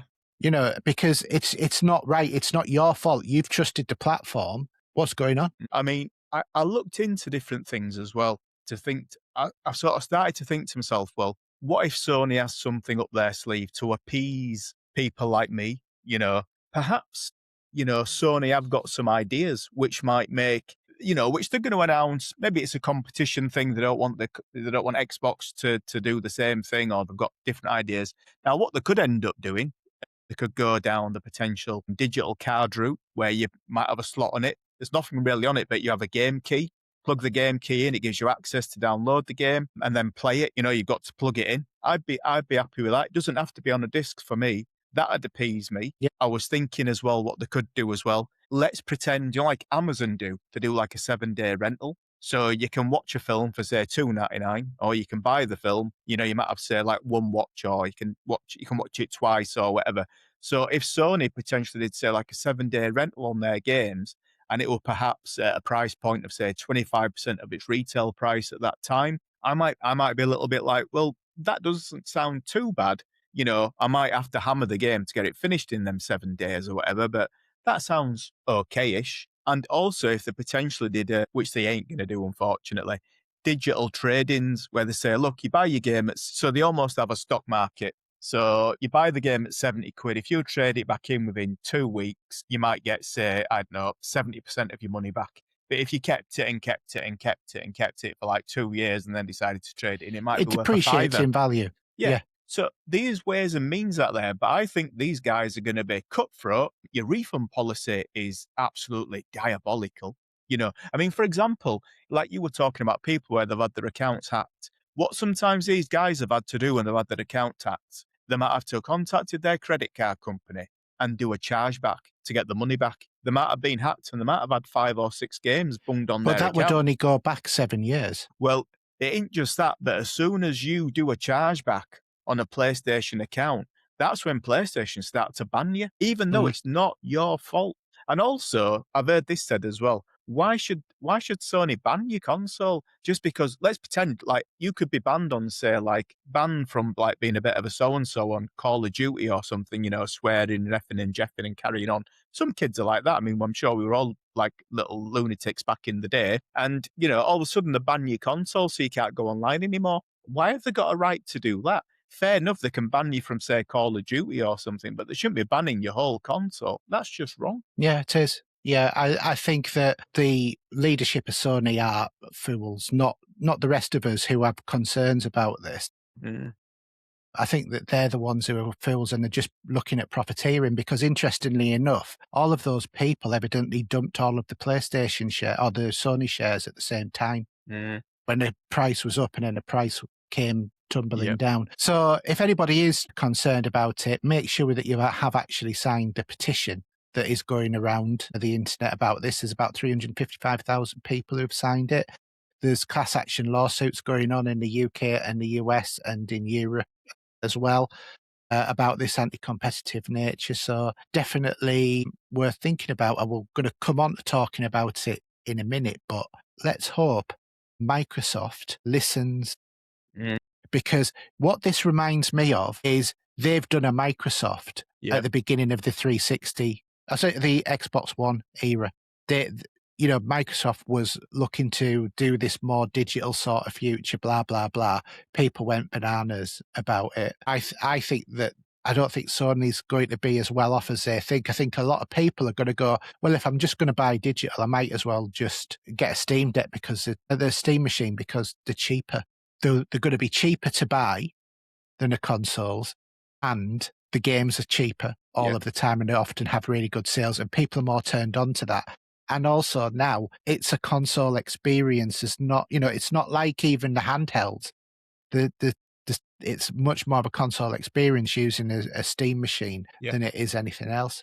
Well, so I think they're in trouble. Yeah, if you, for example, was going to go towards a PC, factor in the fact of any subscriptions you might be saving on as well. And plus, generally on a PC, you'll still be able to buy the Microsoft subscription in any case. If you decided to go for the Game Pass, you can still go Game Pass. Yeah, you can still go PC Game Pass and get all of the games.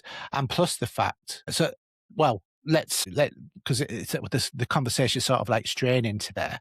The whole thing about the announcements that has come out, there's currently 4 original Xbox games that have appeared in Game Pass. These being Blinks, Conquer, Crimson Skies, and Fusion Frenzy, each of which have received an emulation passed in the last week to improve PC performance. But evidently, this initial 4 have just been pushed out to confirm that the emulation works en masse before the Xbox Game Preservation team releases all of the original Xbox library, and then there's plans to bring all of the 360 library over 27 and 28. So you'll have a bit more to wait on some of the newer games, but basically if you've bought those licenses, they're going to transfer to your PC. Yeah, well, that's good.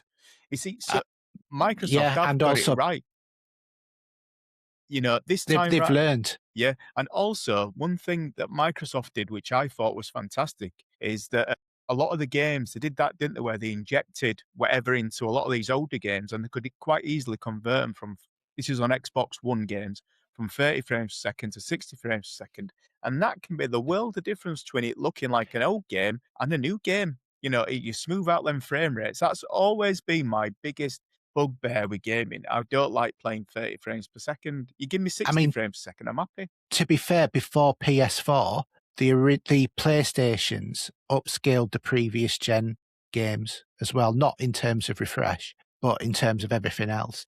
So if you've got a PS2, you put a PS1 disc in, you could play it at higher resolution with more anti-aliasing and stuff like that. So Sony used to be very consumer focused, but they've just gone corporate greed. Yeah, absolutely. I mean, I was thinking as a backup plan, I'd stick to playing, I'd probably buy more Switch 2 games. But the problem is a lot of Switch 2 games, so like Assassin's Creed Shadows, is basically like 30 frames per second on Switch 2, which would be enough to send me bonkers on a big TV. In a handheld format, no complaints. It looks great. It always seems to be okay on a little screen. So, but I think with PlayStation, what I'm probably going to do after 2028, I've actually got about 230 quid credit on there through various times I bought through Very to get like the discount codes. I've even got another 50 quid thing as well. Probably from 2028 onwards, I'll still buy certain really cheap digital games, which I do. You know, if it's like a $3.99 game and something I fancy, you know what I mean? I bought one recently. It's on my list. I'm not against buying any of these games digital. I'm against paying 70 quid for a digital game. But I'm probably just going to end up letting it ride out, you know, playing my PlayStation Premium a subscription for, say, 2 more years, run my credit down. Because probably over that 2 years, you're going to end up getting games that come out in 2028 for, well, not for free, but as part of your subscription in 2029. You'll get to play them slowly but surely in any case, you know. Yeah, you will. Yeah. So, yeah. And also, if you've got like a Portal and they do the thing of you can play Portal games just through streaming directly from Sony, you don't even need to own a PS6. I tell you what's going to absolutely stink, right? And this is not beyond Sony to do this to you, right? That PS Portal is a streaming device. If they turn around and say to you, you cannot, let's pretend you have a PS Portal and a PlayStation 6, because they're talking about bringing out a handheld PlayStation, right? Yeah. And they say to you, you can't stream your games from your PlayStation 6 to your PS Portal. That would be the biggest stink ever, because there's no reason why they couldn't let you stream to a PS Portal. Hardware-wise, there's only way they're going to do it to you, right, is if they bring out some funky-dunky PlayStation 6 controller that has a special little button on there, yeah, that's not on the PlayStation Portal for obvious reasons. A bit like what Nintendo did with with the Switch 2. To be honest, that wouldn't even work because it could be a touchscreen command. Yeah, absolutely. Listen, they did it so it works backwards compatible with some of the old PlayStation 3 games and stuff, right? Yeah. So, yeah, but don't be surprised if they drop that stinker on you and say, you may well have a PS Portal, but unfortunately it's incapable of working with PlayStation 6 Portable. Well, you know, a lot of people have been getting upset with Sony anyway, because evidently they're looking for a touch screen controls on the controller rather than actual physical sticks and stuff like that. Which I think, yeah, there's opportunity for that sort of stuff, but not without physical sticks. Steam did that years ago. Not touchscreen, but they did it with the original Steam controller and it didn't work. Yeah, it's because you don't get the feedback on your thumbs. No, well, it's like going backwards. It's like, obviously, when phones started to get the games when they first came out on there, they had it on there where you'd touch the screen, you'd have a little on-touch touchscreen controller for PlayStation for games on a phone, and it works, but it's not good enough. But it works. It's better than nothing type of thing. I mean, I'm sure Sony are not going to kind of get that wrong. But do you know what? I mean, every generation, I'll say this latest generation, Xbox and PlayStation, other than maybe Nintendo, which had dodgy drift, etc., like in a big way on their controls, they've actually been highly reliable in comparison to, say, like, blue lights of death and Oh red yeah, I lights. mean, DualSense is probably the best console controller now. Yeah. It's toppled the Xbox controller, but it's like this thing. I think these evolved because the touchscreen, because this is based on Android 13.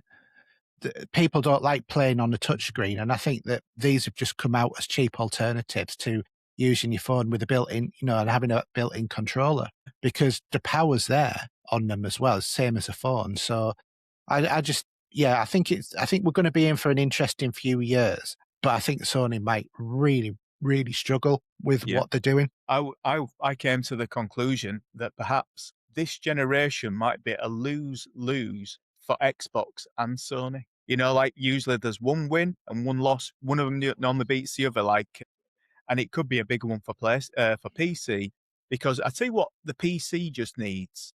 I know you can go ITX and you can buy, mini ATX type things, but they haven't quite got that like nice one that easy to build into and they'll sit nice underneath your TV, etc. Not look out of place. So I know you've got your Steam Deck, but if you're going to build it yourself, like a home fit, they used to do home theater PC cases. And if someone brings out some nice ones of those, you'd be feeling like you're building your own console. Well, I think they've got the basis of it there through the operating system of SteamOS. Okay, it's not going to play all of the PlayStation, all of the PC games, but SteamOS is very much tailored to that console sort of experience.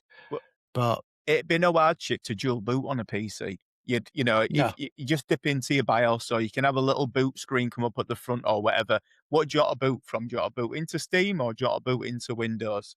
Just make that decision now and we'll go from there.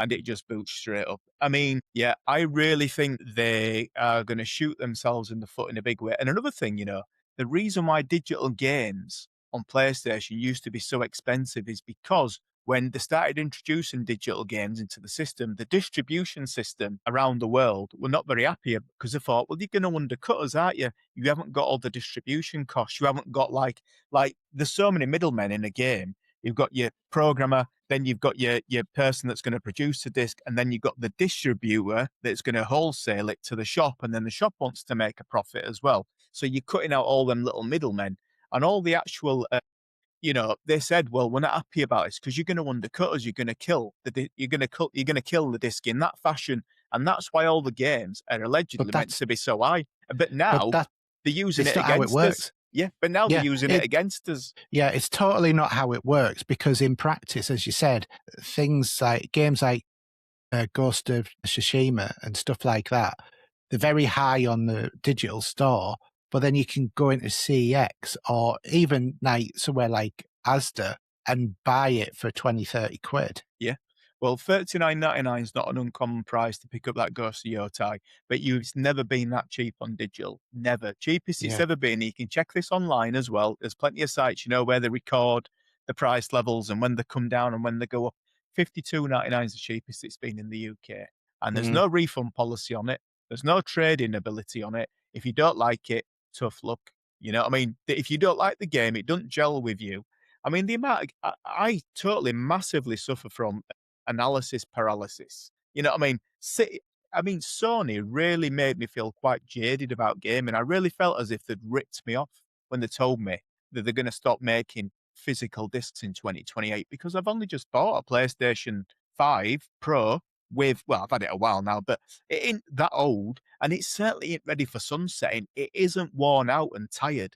The graphics are spot on. There's nothing wrong with it. It works. And if they optimize the games even more, they can, all this upscaling and all the rest of it, they really have changed the game with all this upscaling. Even like an older PC system now can still look relatively cool, Yeah, and even now with like the technology, like the lossless technology that's on the Steam Deck for adding new frames in and stuff like that. It goes to prove that the hardware's almost becoming irrelevant, because there are these different ways that things can operate to bring back the same sort of level results. You don't necessarily need to have the most powerful machine going. Hence why the Steam Deck still does so well, despite not being the most powerful handheld. Yeah. I watched plenty of YouTube channels where I can't remember what they call them. It's Freddy something or other. Probably there's a million and other guys out there that do the same thing.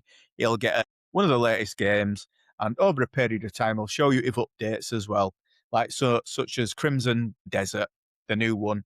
And at first, it was running flip-flopping, like it was like 20, 25 frames per second. And now they've optimized it and stuff over the months. You're getting like a nice steady 30 frames per second, which on a handheld generally looks perfectly fine. It's only when you kind of put it up on like a big screen, 30 frames. But there again, you can cheat the 30 frames per second.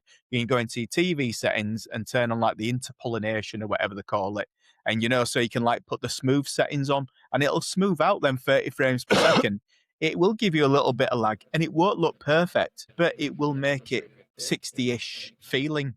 These ways and means around these things. So, but yeah, I really feel like the rug has been pulled out from the. If they'd have said 2030, I'd have been like, I understand it, I get it, and that's the direction they're moving in. But they've chopped off people unfairly. Well, even if they'd have just said anything PS6 and above will not have physical. Yeah. Well, existing consoles will. Yeah, but it comes down to the fact the PlayStation 5, with a disc drive and being able to buy physical games, is their biggest competition to their PlayStation 6 succeeding. Because the value proposition doesn't add up. You can still go buy if you go hunt around, you'll still pick up a second-hand PlayStation. If you're lucky, you buy the right one, you won't buy some old tatty one, etc., for about 300 quid. And then that's quite a beast of a machine for 300 quid. You ain't going to get a PC that'll be as good as that for 300 quid. Do you know what I mean? And so, go on. But they've now they've totally moved it. And let's be honest, PS6 is probably going to be the last console they release, other than perhaps a PlayStation 6 Pro and a PlayStation Portable or whatever. PS7 is more than likely going to be a streaming device, because that's going to be in probably, say, another 5-6 years' time. We're going to have gone fully digital. You know what I mean? Never mind. So people are complaining about discs at the moment. But there again, I mean, if you look at Amazon, that Luna that they have on there, it works pretty well, Yeah, it does. But it's not obviously going to be as heavily used as, let's pretend everyone had to do that on PlayStation tomorrow. The servers would probably crash and burn. It couldn't handle it. Whereas on the Luna, it's probably a little less, not as many people playing it. It's almost like a test platform. But that's the future, is Luna, really. That's the way it's all going to go. Sort of platform. Yeah, I agree in the long run, but I still think it's a really big shame that after, eventually everything will go this way, but it has to be right to do it, and it has to be competitive to be able to do it. I think if I was the CEO of Microsoft or Xbox right now, I would be saying, I don't care how you do it, you get a disk drive in that goddamn machine. A digital keycard system. Yeah. Or alternatively, we produce a bolt-on drive so that you can buy the bare bone system, or you can have the bolt-on drive. I think if they want to win the next round of console wars, which is heating up, let's face it, that's what they've got to do, because people will definitely, I think, go for the Xbox brand then. I'm thinking about Project Helix leaks. People in the know suggesting that this is going to cost £1,200. It's just too much for people right now. It is. It's way too much. But to address this affordability, Microsoft plans to expand its Xbox All Access program, offering monthly installment plans bundled with Game Pass Ultimate at approximately £65 for 24 months. Yeah. Which is all right. That's like getting a phone on a contract. It's not an alien concept. Yeah, no, and I think this makes it more affordable for people. Yeah. I mean, key features of Project Helix are going to have things like AI upscaling, frame generation, enhanced performance, bridging the gap between PC and console for the versatility of the next-gen experience. the gaming industry faces challenges like the production costs and the availability of RAM and storage, and the global shortages that are going to be there. So I think that these are going to be very limited anyway. I think that we'll see a much slower rollout of the next gen, whatever that next gen is going to be. To be quite honest with you. But I think the flexible payment option and that sort of like hybrid model makes it feel a lot better, because I've been looking forward and I've been thinking, if this is going to cost over £1,000, I can't justify having two of them. Do you know what I mean? Yeah. I will have to choose one. And at the moment, it ain't going to be PlayStation. Yeah. Just stopping just there for a second, just to break what we're talking about. It just come up on there. It says new recording created. Is it because it's gone over a certain loop? No, there's obviously been some sort of break. So what happens is it just starts to record. Cool. I thought I'd mention it now. Yeah. Just in case. No, I'll see it and it'll put it all into context anyway, so don't worry about it. Brilliant. So, but when it comes to your average, I put it in our notes, and this sums it up, does this. Now, Steam, they're the good guys. I think that, I like Gabe. I think he's a very fair man. He's obviously a multi-billionaire, I assume. Definitely, it must have probably at least $1 billion. But he seems very fair. It hasn't gone to his head in a massive way, has it? He still seems to be out there to try to develop for the greater good. Now, there were a bit of a news out there that I can't remember who said it or where it was mentioned, but I picked up on it. And they said if it hadn't have been for the price rises in RAM, and unfortunately that comes down to storage as well, is that the Steam machine would have been 45% cheaper, which puts it right in that sweet spot of I'll add it to my collection of under the TV devices. You know what I mean? And that is not that's not Gabe being greedy, these prices. That's the market going against Gabe. You know what I mean? That's market forces. That's not him getting corporate. Well, I was watching something online and it was saying about the difficulties that, Valve had in securing chips, because there were people who were phoning them up and saying, right, okay, you've been wanting to talk to us. This is the price of chips. And if they said no, that was it. They just cut the call. Yeah. And didn't bother anymore. And that's because of all of this. And to be honest, this goes down to a bigger problem in the industry of there's only 2 or 3 different manufacturers that will actually produce memory. And there is actually, I've seen reports about, again, class action lawsuits against these companies because they think that they're artificially increasing the price. Because I was watching something that was said 45% of the cost of producing any machine now is just a physical memory. Yeah. And plus you've got your development costs. If I'm being fair to Gabe and understanding, I suppose you have to say that potentially it's exactly the same. Unfortunately, we have to be fair to Sony and Microsoft, and potentially whatever price they release of them at, if there hadn't been these price increases on memory and such like, perhaps we could use the same formula and say, well, perhaps it would have been 45% cheaper. You know what I mean? So this £1,200 machine, you knock 45% off. All of a sudden, it comes down very quickly below £1,000 in a massive way, and it becomes like a bit of I was ready to upgrade. In any case, I've had all my fun out of my Xbox Series S or X. Let's go for it. But 1,200, it's just, don't get me wrong. Let's be honest, right? Apple iPhones and all the rest of it, if you don't want to go for like the 800 quid model, you soon stray into 1,000 quid. The new Samsung Fold phones that have come out, I've been eyeing one up. I'm not going to buy it, too tight to do it. The new Fold ones that come out, they've got one that's like, looks more like a book, looks brilliant, but it's about 1,400 quid. So it's not unusual. Sony could quite easily say, and Microsoft, and it's not unfair to say, because people don't really think about these phones in their true cost, because they're not buying it hard cash. They're buying it in what the model of what Microsoft are talking about doing, which I believe they did actually try to do when the Xbox Series X and S actually originally came out. They did actually have a program like that, but I just don't think it was very popular at the time. But I think it will become popular this time round because of the cost. I agree. And Game Pass thrown in there as well. That's not bad. It's a little bit like buying your current phone right now and getting unlimited minutes, unlimited text, and unlimited whatever. I know you don't get unlimited all the latest games, But that's what Game Pass has got plenty to keep you going. I think it'd keep your average family quite happy. If you got your average four, 2 kids and 2 parents, if they're all going to have a little bit of a go on the system, there's plenty of games on there. Yeah, well, And also the Xbox, you can buy some of your games cheaper. You can get keys and all that kind of stuff on there. I used to buy my games through another lad. I got put onto him through Hot UK deals, and he were in Egypt. And what he'd do, he'd buy the games and then at the Egyptian price and then gift them to you. But what you'd have to do is go say a VPN.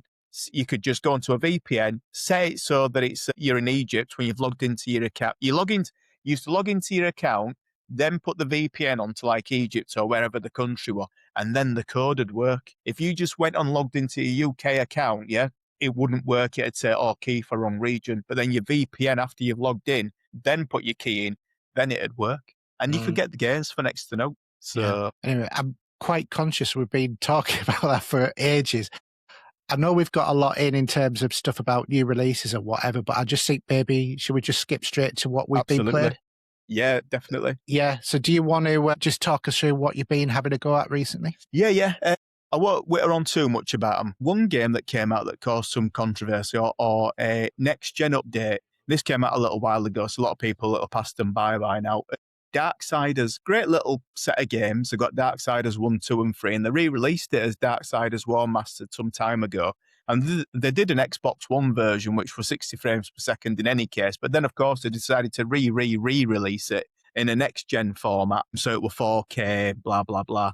And so anyway, I bought it on Xbox ages ago because I knew they were going to be doing this. And it was something like, I don't know, $3.99 in a sale. And I think it came with Darksiders 2 as well. I can't remember. It came with 2 games. It were really cheap in one of their sales. And so anyway, great game, etc.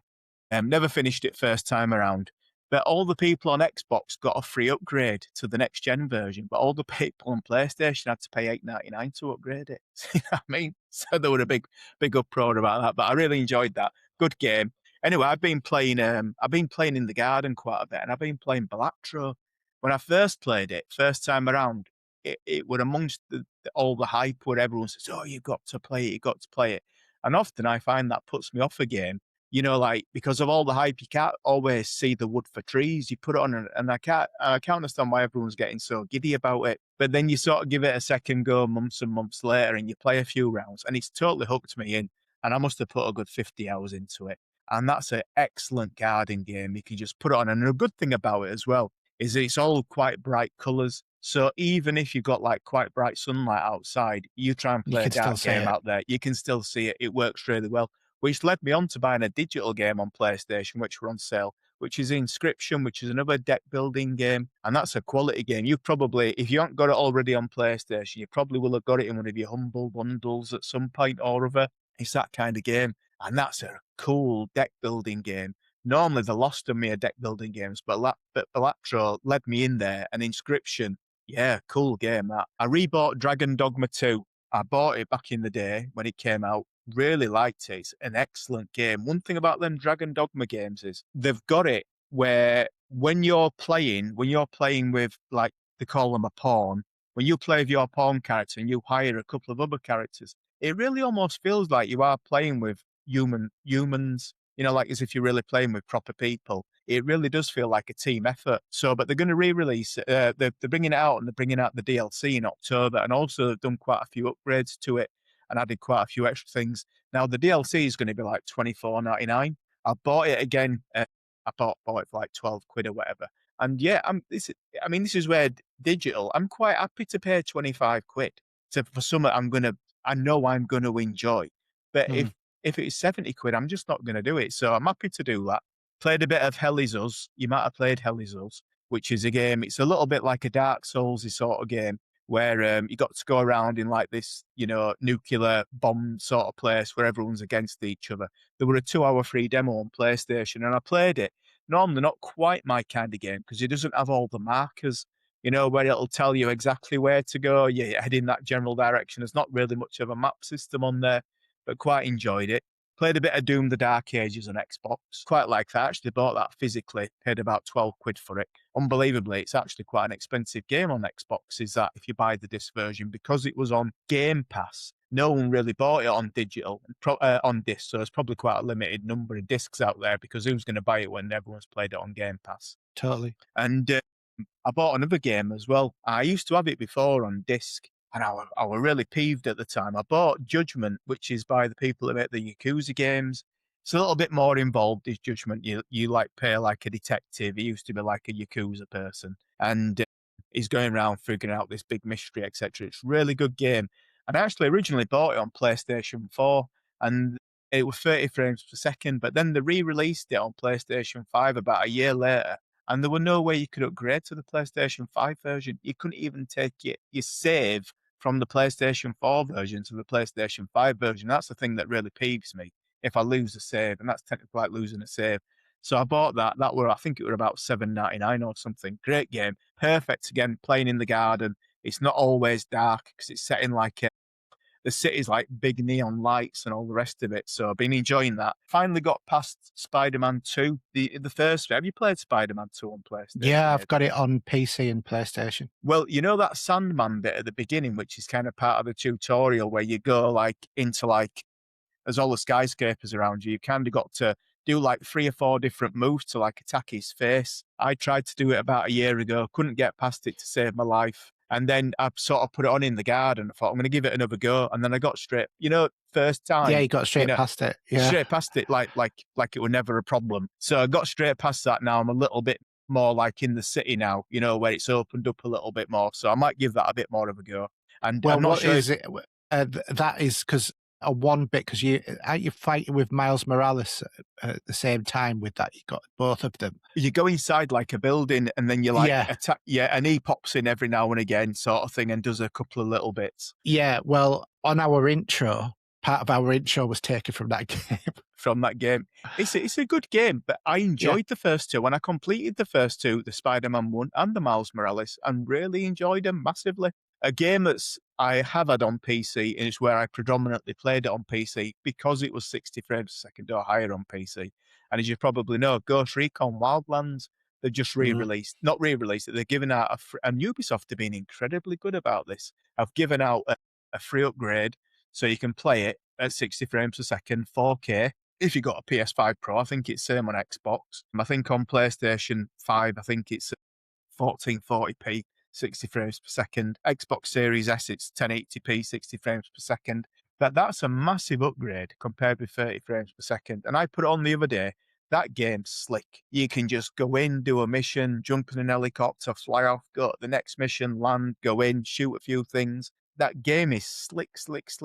They need to release another Ghost Recon game. To me, it feels a bit like a squad game version of Just Cause. Yeah, Just Cause. Just Cause 2, or is it 3? There's one that I think Just Cause 4 were rubbish, which were the last one they did. 3 was a good one. 3 were fantastic, yeah. 3 were great, amazing with 3. But that's another game is Ghost Recon. The guys that are on your team that you control, they don't feel like complete and utter idiots.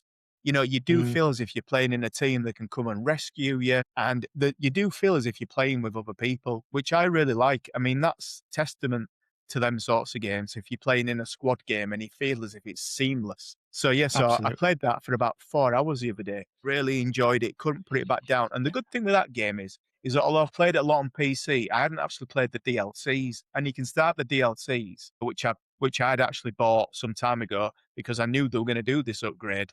And they were on sale for about $2.99, for the year 1 season pass, which give you like the 2 main DLCs. Year 2 doesn't really give you that much extra. Season 2 gives you like a lot of extra weapons and bits and pieces. And you can jump straight in and just do the DLCs, which are meant to be about 12 or 15 hours each. So I don't feel like I've got to play the whole game again, to get to the DLCs. I bought a new game, which is, it's new to me. I bought it secondhand. No, I didn't. I bought it brand new, actually. I bought it from Amazon. It was $42.99, and that was Xenoblade Chronicles X on Switch 2. Great game. I actually played it originally on emulation and really enjoyed it. It was a bit of a difficult one to emulate because it came out, I think, on a Wii U. We had like the touch screen. I actually bought it for my son's Wii U to play when he was in bed. Yeah, great Back game. in the day. Yeah, it's a great game. Really enjoyable. good progression you can get on there as well. And I've probably played that for about 20 or so hours. But Yeah, them good game. games there are big games. Like that could be 60 to 80 hours. So I put on Blasphemous 2 the other day. I do quite like a good platformer. One that I would class as a good platformer, something like the Turrican games like 1, 2, and 3, great games. And Blasphemous is kind of like a bit of a drop back into them kinds of graphics, but it's Metroidvania in style where you get different abilities which allow you to get past a different part again. Really enjoyed it.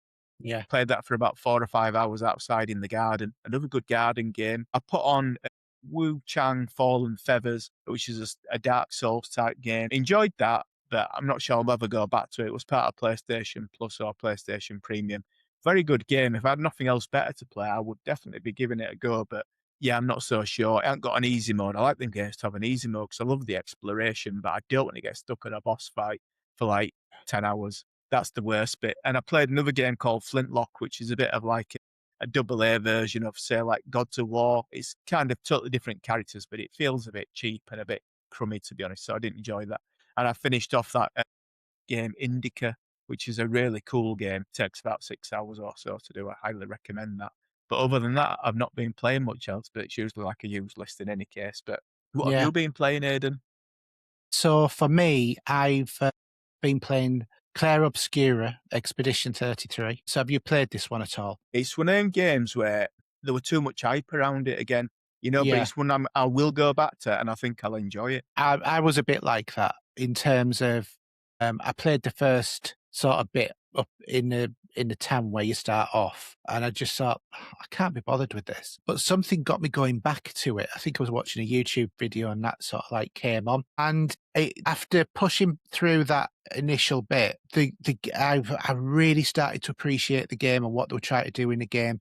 The way that I would describe it is it's quite a surreal sort of game. There's this countdown thing of every year it goes down and an expedition goes to try and kill this painter who is the person who fractured the town where everybody comes from, and anybody above the age of whatever it is, I can't remember, just like fades a bit like, on Marvel where they go to dust, but instead they go to petals and stuff like that. And it's about your story to try and get to the painter. And when Expedition 33 arrives, there's this guy who comes and kills half of your team before you even start. And then you build up your team as you explore more and more of the island. Don't hold out much hope for one or two of the protagonists that you pick up along the way either. But it's, it's quite surreal. A bit like the way that Death Stranding was. It's like it's got its own logic, but it's like really quite warped and weird. The graphics are absolutely excellent, and it's, to me, because it's a turn-based sort of RPG kind of thing. It's a real alternative to that sort of like Final Fantasy experience. I haven't completed it yet. I'm currently on Act 3, and the map's totally opened up, and this character that I've got can fly and stuff like that as well, which helps me traverse different areas. So I've got complete access to the map now. But for me, the game's kind of like lost a little bit at the end of Act 2, because I felt like Act 2 was very much the end of the story. And then you start in another story, a bit like a DLC, or, the next sort of chapter in the storyverse. That's the way that I kind of feel about it. But it's been a really good experience. I do need to go back to it, most definitely, but it's not, it's dropped down my priority lists at the moment, but I will complete the game. Another game I've been playing is obviously Assassin's Creed, a Black Flag Resynced. It's Assassin's Creed, it's Black Flag. There's been some tweaks and improvements. The graphics look better. It plays well on the Steam Deck. It plays well on the ROG Xbox Ally as well. No problem at all with it. It plays great on PC as well. So whatever you played it on, I haven't played it on Xbox or PlayStation, although I probably will at the appropriate juncture in the fullness of time. I've got another Achievement Hunter video coming out on a game called Soka Gem, which is a simple puzzle game where you slide into things and then they slide away and have to go to certain points and stuff like that. And you open up things by slamming one thing into another and, eventually opening the door in the area. And there's pitfalls and stuff like that for you to do.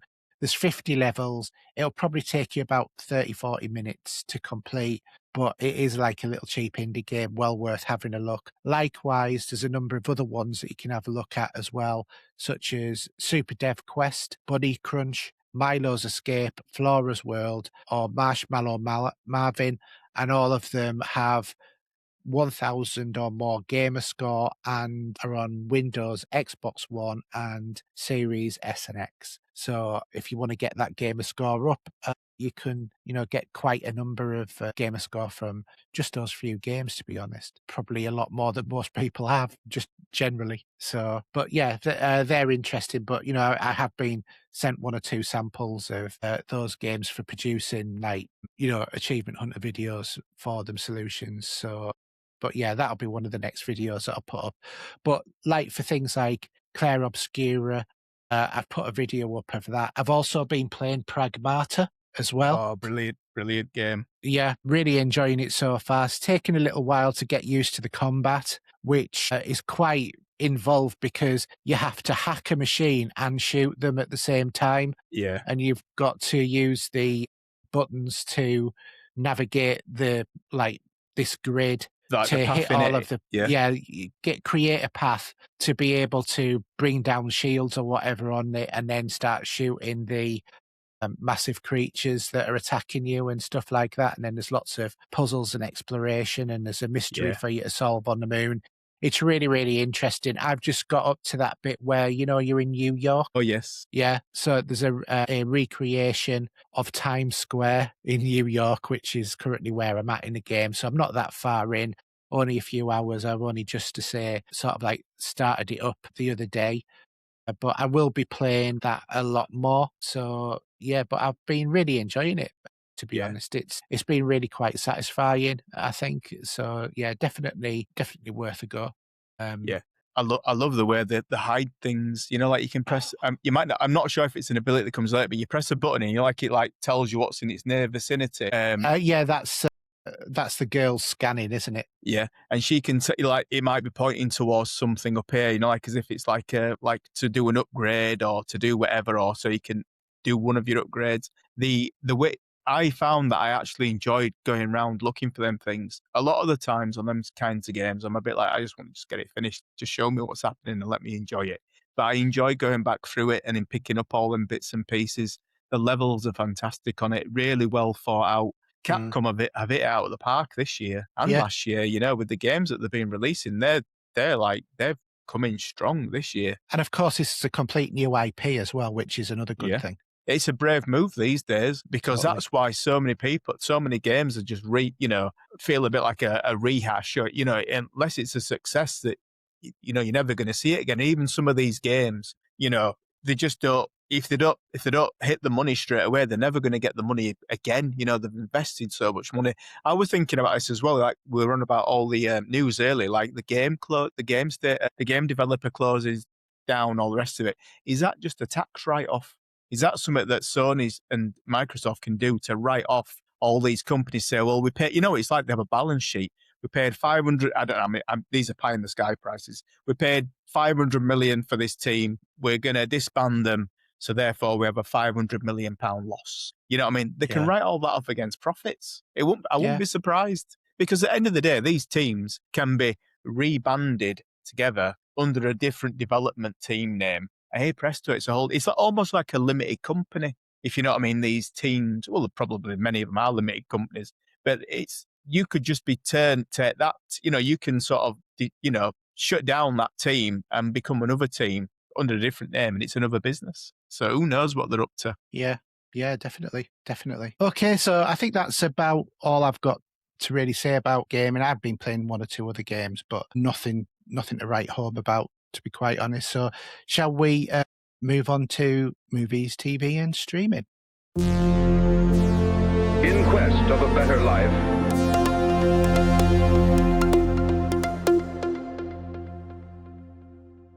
all right, so movies, TV, and streaming. And first off, a bit of a recognition. The other week, we lost Sam Neill, who had just reported that he'd beaten cancer and then ended up dying of pneumonia, which is a great loss. I think because he was a really good actor. Yeah, he did some fantastic stuff. Yeah, I first ever noticed him in Omen 3 as Damien, but, he obviously was on Jurassic Park. He was on, what else has he been on? Event Horizon Yeah, and lots of other sort of things. He seemed like a really nice sort of guy, to be quite honest. So such a shame that we've lost, one of the great Australian actors. yeah. As we get older, all these people that were there, when you were younger, you watched them on the big screen, TV shows and all kind of, it's surprising, and the amount of entertainment and joy they brought to people over the years. As you get a bit older, you start to realize, well, I'm not getting any younger myself. Yeah. Well, I mean, I was literally only watching The Omen 3 the other day before he died, Yeah.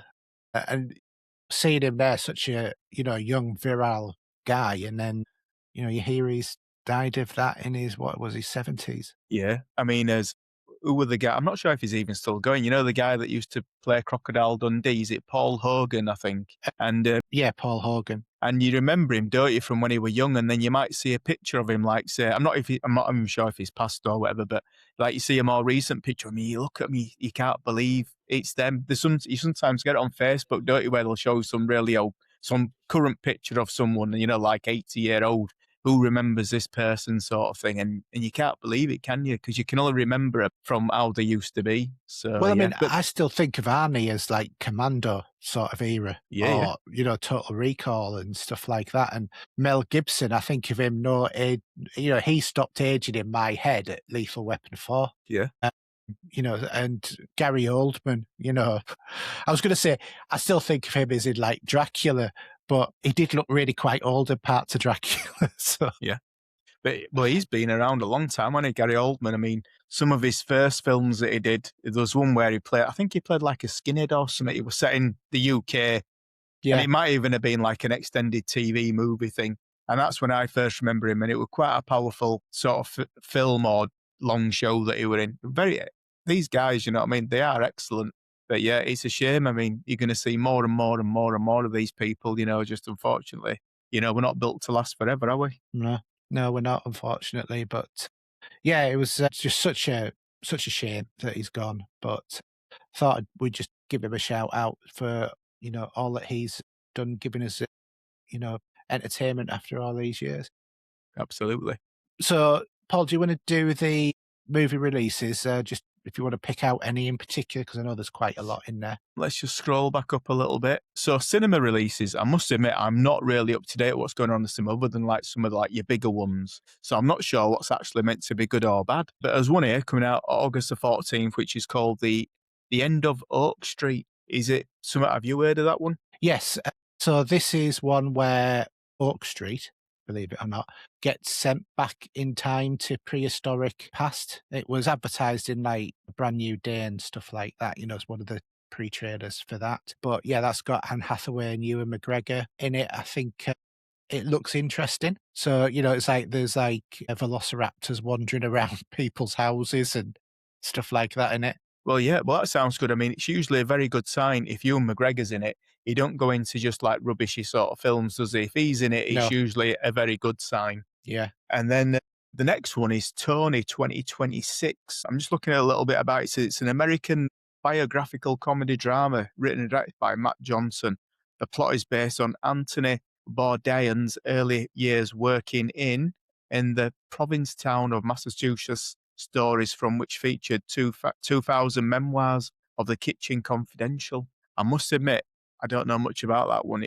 It sounds interesting. I often do like a film that I don't necessarily want some cut film. I do like something that's a little bit different. Biographies can often be good. I like to get involved into what's been going on. So yeah. Totally. Then the next one is Sunny Dancer. Let's have a little look. 2026. So this is a British comedy. It's got George Jacks in it, starring Bella Ramsey, and it's meant to be a coming of age romance film. So it could be interesting. Might be one more for the missus than for me. But yeah. Yeah. Could be good. I'm just going to have a little look down the list, see if there's out there. The big one that's come out recently is the, what they call it now, Odyssey. Have you been to see that at the pictures? I can't remember if it's on your list. No, but it's one that I've decided, even though I've always been a massive Christopher Nolan fan, the woke nonsense that has attracted this movie. I just thought doesn't sound good. I'll watch it on Netflix or something or other like that. Yeah, I must admit it does look. It seems to be. I think it might be one of them films where I wish I'd have seen it at the cinema. You know, when you watch it at home, you think that would have been a good film at the cinema. You know, so yeah, and I mean, cinema. I mean, I think you've got a movie pass, haven't you? Do you have like? No, I Do you, don't have a movie. No, I don't have one. no, I thought you had like one of them monthly cards where you could go in and see it all the time. So, but even now, our local cinema, which is not really that local, I have to travel probably a good 10 miles to get to it if I want to watch a film, but you can probably watch it for about a fiver, you know, if you go during day, which isn't bad actually. It's not the best cinema in the world, but I think it's a View or a Cineworld, one or the other. Or I can go to the IMAX, but if you go to the IMAX, you're paying about 16 quid to watch it, which is you know, a little bit too expensive, really. But to be fair, you are then seeing it in IMAX. Yeah, So. but believe it or not, I go into the Empire, you know, the Empire magazine. They've got a Facebook group on there, and there were some guys saying there's two different versions of IMAX. There's an IMAX, I don't know, they have a special name for it, like an IMAX big version, and they have an IMAX which is not quite as big as the biggest IMAX to do, and only if you see it on the biggest IMAX will you get the full frame of something. Talking about being like the 70mm version, so it will actually be slightly cropped. We probably won't notice the difference. You know what I mean? It might be quite slight in the grand scheme of things, but for those cinema purists, you know what I mean, that have got to see it, you know, in the perfect version. Because that's the interesting thing about this movie is he's actually filmed it on 70mm and then scanned it in and edited it digitally, rather than trying to recreate the 70mm feel on a digital signal. It sounds complicated, but he's not a daft man, is it? I'd say a lot of his films that he's brought out they've been good, haven't they? I don't know if has he really, I mean, don't get me wrong, I could probably pull it up on IMDb, but would you say he's done a bad film? No. You know, I think, well, without seeing it, but listening to everybody who says they've seen it and what they've reported on it, yes, he has done a bad film, and it's called Really? The Odyssey. The Odyssey. Yeah, because it's a movie about Greeks without anybody who's actually Greek. Yeah. That is just full of diversity hires. And, you know, like Elliot Page is a Greek warrior. I mean, Elliot Page couldn't even hold up a blooming couple of books on a bookshelf, let alone be a Greek warrior. Yeah. I don't know. I will watch it. It will be watched at home, and I will watch it with an open mind and try not to think about all the hype. Because if you look in the magazines and stuff, naturally they're giving it like 4s and 5s, you know, as out of 4 and 5, like a 5 out of 5 and like a 4 out of 5. Empire do it like that. And so it seems to be getting kind of like the right reviews. So, but like you say, perhaps the people that are really going to go see it, you know, like if you go look on Rotten Tomatoes, sometimes you can they have 2 scores on there. One where it's like the reviewers, what they've rated it at, and it might be, say, like 47% out of 100. And then you'll get the people that have watched it who aren't like your arty-farty, it's got to be the best thing in the world type movie. And they've like said it were actually a really good story. And from an audience point of view, they're giving it 80, but it can be totally vice versa again. You could get like a film like The Odyssey where all the reviewers say it's a cinematic genius experience, but the actual people that go to watch it can say it's long and laborious and it's the most boring film they've ever seen. There's that 2 points of view on that Rotten Tomatoes, which can sometimes make it interesting. So, yeah. But I mean, the films that are coming out, I will say the next one on the list is All Wishes Come True, which is meant to be like, it's an animation. It looks like it's a Chinese sort of Japanesey sort of film. What's it say? He said it's 8 grassroots mortals use their street smarts and hilarious schemes to divide powerful gods. And in their title as the 8 Immortals. Perhaps it's a fantastic film, you know, but it's not one that instantly says, you know, I'm going to go see it at the cinema. I mean, to be honest, I've looked through the list, and out of all of the movies that are on the list, for me, the one that I'm most, well, maybe Insidious out of the further, but the one that's got me the most interested, and I've seen the clips of it, is Coyote versus Acme. Right, okay. It's not, it's a name. Ooh, I'm going to Google it. Wile E. Coyote, as in Roadrunner and the Coyote, but mixed with live action with John Cena. Well, it could be genius. I mean, Wile E. Coyote. It could be. Yeah, because it's about him It's about Wile E. Coyote suing Acme for all of the damages that he's had chasing the Roadrunner. So he's going in with like, if you complain about broken bones and stuff. Yeah, basically that's what I can gather from the trailers that I've seen. There's a sci-fi one, Die Live, which is coming out on the 24th. I'm not sure what that one's all about. And then there's also Colony as well with Jun Jin Hun, Ku Kai Hwan, and Jin Chang Wook starring. So presumably it's a South Korean sort of movie. One that I noticed in I like to have a look on the Empire magazine website, and I usually kind of find them to be quite fair in their opinions. They don't overhype and they don't underhype stuff. And one that they're given 5 out of 5 for, and it's on the list, and that's one called Teenage Sex and Death at Camp Miyamasa. Right. And it's meant to be a slasher film. So obviously it sounds like an horror film, basically, but they give that. And it's got Gillian Anderson in it as well. So, and she usually does some good films these days. Yeah, she does. And that's meant to be a really good film. So that might be a good horror film. You know, it might be one that Steve's into. If you take a look at the actual sort of like the graphic for it, you know, like the poster, it looks like a bit of a 70s, 80s type video cover. It does look quite interesting. Yeah. I thought She Saw Us, which comes out at the end of the month, looked maybe quite interesting as well. But there's also, it must be a remake of Cliffhanger. Cliffhanger, yeah. They don't always go very well, do they? It's like Total Recall were a bit of a, you know, there's some things that just can't be remade. You know what I mean? It's like if it's like Back to the Future. Yeah. If you tried to remake something like, say, like First Blood, you know what I mean? The first Rambo film that came out, that's an absolute classic. I just don't think you could quite do it justice again. It's been done so well before. And same with Cliffhanger. You know, well, I was going to say there is a biometry coming out about Stallone, isn't there? About how he became Rocky. Yeah. Biodrama, I should say.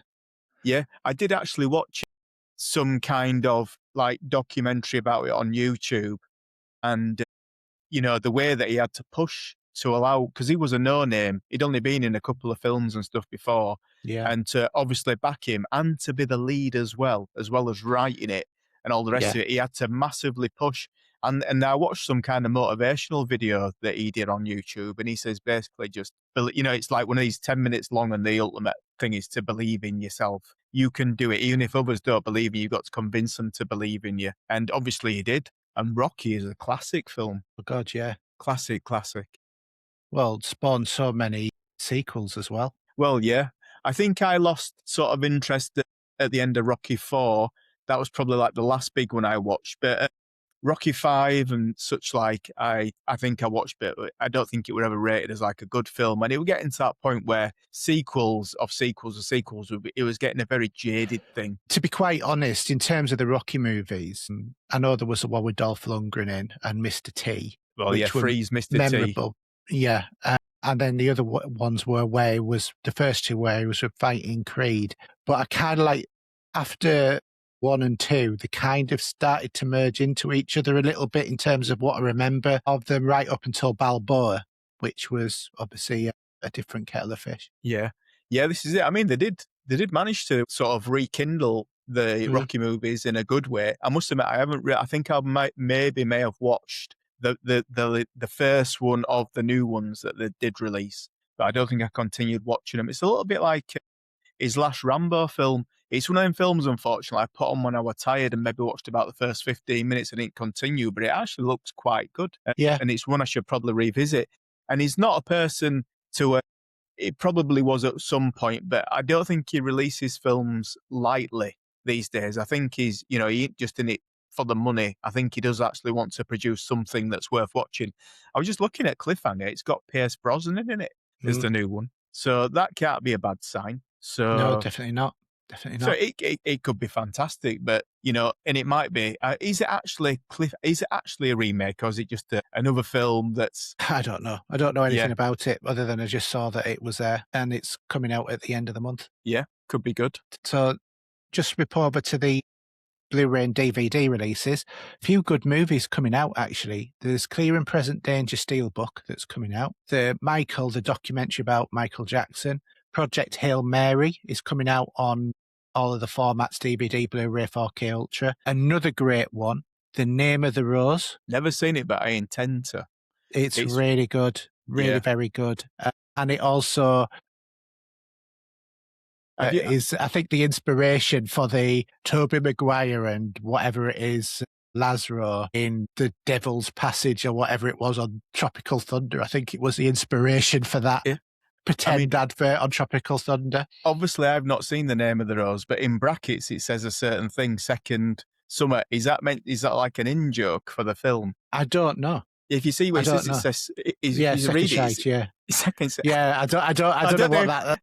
I don't know if that means that might be an in-joke in the film. I don't know. No, I really enjoyed The Name of the Rose because it's got, is it Christian Slater? Yeah, he used to do some, I used to think he used to do some great films in. Yeah. True Romance is an excellent film that he was in. Yeah, it is. Excellent film. And then we've got Bill and Ted's Bogus Journey. Yeah, good films. I used to love that movie so much. And then what else? For those of us who are Anderson fans, new Captain Scarlet Limited Edition, Collector's Edition. The Pink Panther on 4K and all of the formats. Not Practical Magic, sorry. And then 28 Days Later on 4K Steelbook and Mars Attacks 30th anniversary. 30 years. When did that happen? That sounds like it can't be right, doesn't it? That, you know what I mean? So, but yeah, I mean, that were a big film in its day because of the special effects, wasn't it? No, it was because it was so star-studded. Because you had Michael J. Fox, you had Pierce Brosnan, you had it's because it's Sunday night and it's 9:10, and my brain's got cooked. What do you call it off The Shining? Jack Nicholson, yeah, star-studded, isn't it? Yeah, and Tom Jones and loads of other famous actors on it. You know, it's like a cast of thousands in that movie. And it is just such like a cartoon come to life sort of movie, isn't it, really? It is. It were all about trying to sort of get into like the sci-fi films of like the 40s and 50s sort of thing. It was like that sort of cheesy sort of film, but they'd done it in like, you know, with respect to them kinds of films. Yeah, totally. So, yeah, it was really, really good. Okay, do you want to do the cinema charts? Just do the top 5? Yes, certainly, yeah. Obviously, the big one at the moment, and they do rate it in the press. I've not seen it, etc. Spider-Man Brand New Day. Have you been to see this? I can't remember. I think it's on your list of stuff to see, so we'll chat about it. And then The Odyssey, which is number 2, which is obviously we've had a little chat about that. Toy Story 5, I'm sure it'll be fantastic. They usually put a lot of good production value into it, and perfect time to release it. It's the kids' holidays, etc. Minions and Monsters, which is another Minions film. Not seen any of the Minion films ever, but I do know the people that have watched it. I've really, really enjoyed it. You never seen Despicable Me? No, never seen them. All right, so it's, you know, sometimes it's random films that just passes you by, and before you know it, part 2's out or part 3, and it's like, well, I never watched part 1, so I'm not going to watch part 2. So it's probably a film I should probably go back and watch. Start watching it by Despicable Me, because that's when they were first introduced. That's the first movie you should watch. I'll give it a go. And then Moana, which is meant to be the live action version, which has got The Rock in it. I think it got a bit of a slating in the press when it was released, or it did at least in the Empire magazine. I think it was like 2 out of 5 from memory, could be wrong. But I think it got a bit of a slating. But there again, I dare say it's the kids' holidays. I dare say they're going to go watch it. I'm sure it'll be all right for them, you know. But you've got to think, does that mean that movie's between a rock and a hard place? It might be financially for sure. Financially, yeah. Okay, so Blu-ray chart then. We've got Solient Green. That's a surprise. Yeah, I think it must be because it's a 4K release. I do believe it is a re-release or whatever, special edition. Brilliant movie starring Charlton Heston about people eating each other. Mortal Kombat 2. Oops, sorry, that was a spoiler for that 60-year-old movie, by the way. Mortal Kombat 2 is at number 4. Eyes Wide Shut, Stanley Kubrick's last movie with Mr. and Mrs. Cruise, as was at that point before Nicole Kidman stopped being Mrs. Cruise. 30 Days of Night, and then the incredibly expensive to buy Stranger Things, the complete series. How the hell is that number 1? There must be so many people buying a £150 DVD Blu-ray collection. I mean, do they actually do it on the quantity sold or the amount that it's taken in cash-wise. Well, it should be quantity, shouldn't he? Well, in my Shouldn't it? opinion, it should be. But if they've done it via cash, that's like 10 sales for every one, if you know what I mean. Yeah. So I'm not sure how they work that one out, but No, I'm not sure either. Maybe it is just revenue, which would, even then, it would still be, how the hell does that work? But it is. I mean, I've never watched Stranger Things. I've maybe watched the first episode. It's one of them things that were over. I'm not saying it was overhyped. A lot of people liked it, but it felt overhyped if you wasn't, really. So it might be one of them things I once get into, but allegedly it's meant to be very good. Well, I think I'm pretty much like you. Is like sometimes I'll watch something that's getting hyped and just think I'm just not feeling it. And then I went because it happened to me with Game of Thrones, and then I discovered it like the week before the second from last season, then had to wait 18 months to find out how it was. Why couldn't I have just waited another 2 years before I got into it so I could just watch the whole thing at once? Yeah. So I had to have that delay. But I got into Stranger Things probably by about season 3. But I'd had a couple of years where I just kept watching the first couple of episodes, never did. And I was the same with The Walking Dead as well, because I could never get into The Walking Dead from season 1. But I forced myself to like it, force-fed it to myself, because I thought, I will like this because it's zombies. I just need to, I need to immerse myself in it a bit more. And I did end up loving The Walking Dead, but I haven't been feeling quite the same with some of the other ones, although the Book of Whoever ones that they did were quite good. Although I kind of lost it a bit after the third one. Have you watched? I know it's not on your list, but did you watch any episodes of Spider-Man Noir? I watched them all. Oh, you watched them all because it's not on your list. I wondered if you'd watched it. I'd forgot about it when I was writing it down, and I thought, well, I've got enough there to talk about. And then I saw you were going to talk about it, so I thought, well, I'll share my views at the same time. So do you want to tell us about Spider Noir and Android, because I watched that as well? Well, Android, I really like the actress that's in that. Let me get her name up. I can't remember her name. I put it on my list. I can't remember her flipping name. What's her name now? I'm terrible. Yeah, she's on, what do you call it? With let me just pull it up. Oh, this is bad radio, isn't it? Android. Let's have a little look. Diane Morgan. That's it, Diane Morgan. She does some brilliant stuff. I mean, I watched her in. It ain't for everybody, this one, but she does one called Mandy. Have you ever seen Mandy? Yeah, I watched Mandy as well. It's like a daft comedy. Yeah. I mean, and they're 15 minutes long, right? And the amount of laughter you get out of that 15 minutes, it could have been on for half an hour or an hour. It is. You've kind of got to get into her. You maybe about have to watch 1 or 2 episodes to get into the character. But she does. She is like, she's you probably all know a Mandy. You know what I mean? But somewhere down the line. She also did the Clunk On stuff as well. Yeah, I've not. You know what? That's something I've not watched. Oh, you really want to watch those? They are so funny because it's like a mockumentary, and she looks at like theology and Shakespeare and stuff like that, and it's definitely, when she's doing those, it's definitely worth watching those on BBC iPlayer. Yeah, I'm going to definitely. I definitely will give them a watch. It's the sort of thing. I do actually remember watching one where she did something about Shakespeare, and half of it, you could obviously it's meant to be like she's taking the mick.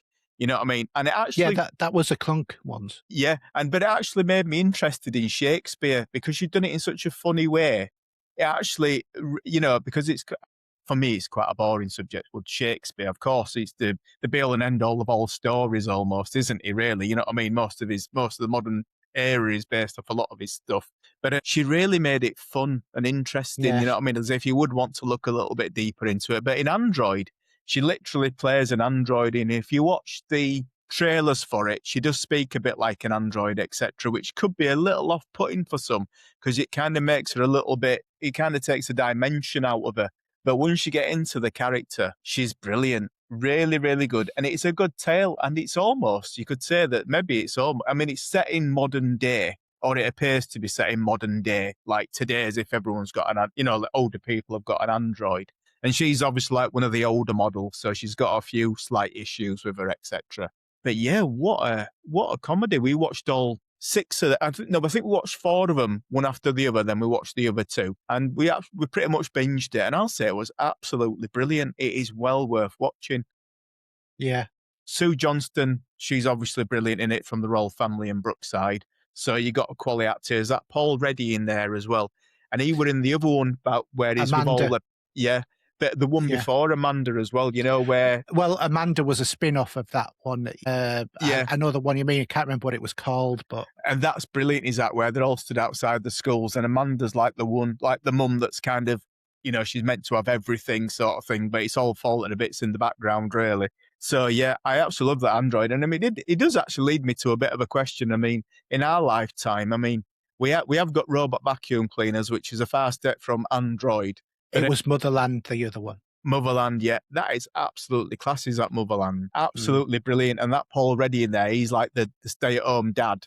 You know what I mean? Yeah, And he's a real drip. Yeah, he's a proper drip, and he's a bit of a dripping Android as well, really. You know what I mean? He's not too far from that character. But that is fantastic. I mean, it could have been really rubbish because the character that she plays could have been just not quite her, you know what I mean? But she pulls it off massively. Really enjoyed it. Total cheese. It was absolute total cheese, but really enjoyable, cheesy. Yeah. And I love the fact that, it's like how she always got everything slightly wrong. Like, you are depressed. Music will help you with your mood. And then she starts playing Cotton Eye Joe every time. Yeah. I think it's one of them you could rewatch again, and there'll be lots of things that you missed the first time round. There'll be a lot of extras in there, Yeah, absolutely brilliant. And Spider Noir, now, I must admit, I've only watched about the first 3 or 4 episodes of that. Everyone probably knows this already, but you can actually watch it in 2 different versions. You can watch it in black and white. I did actually watch an episode in black and white, and boy, does it look good. And you can watch it in colour, and wow, does it look good. And Nicolas Cage, I know you wasn't a big fan of Nicolas Cage, but he might have, I don't know if he's actually changed your opinion a little bit about him, because I think he directed it as well, Yeah, he was good in it. I'm not gonna say anything else. It was a pleasure to watch being that, which to me is I would have said he'd have been too old to have done it. But I suppose with Noir, it doesn't really matter how old he is. And it's set in like the 30s? Yeah, he's like an old style detective, isn't he? Yeah, like Gumshoe. Gumshoe, yeah. And but it's wonderful. I mean, the first thought, I am very bad at doing this. I will often binge something up to, say, the 4th episode and drop off like a cliff bush and never go back to it. But I do intend to go back to that and watch more of that. And I was really enjoying it. I think I got to the point where he just pulled out of, he'd gone to this old apartment and found his old equipment. I won't spoil it. And I think that's about as far as I got, which is probably about episode 3 or 4. Did you watch them all? I've seen them all, yeah. Yeah, I went right the way through. Yeah. Yeah.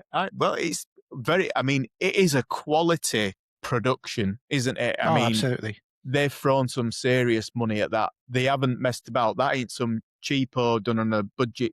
They haven't, however much money they spent on it, it doesn't look wasted. It looks like they've got excellent value for money for whatever they've spent on it. Yeah, they've really thrown money at it, definitely.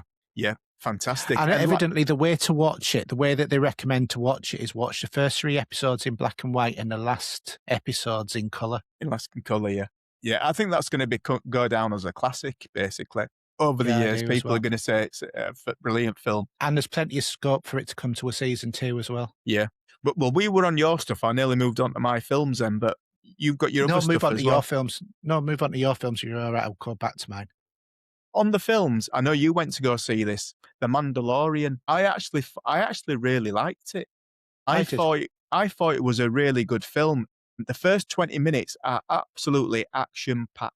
And I like when he goes to see the guys that hire him, not trying to spoil it if you know what I mean, and they speak in a foreign language, in Alien or whatever, and it's subtitled. Perfect for me. Doesn't take me out of the it doesn't pull me out of the experience. Now, obviously, he has to go find somebody. He's a bounty hunter.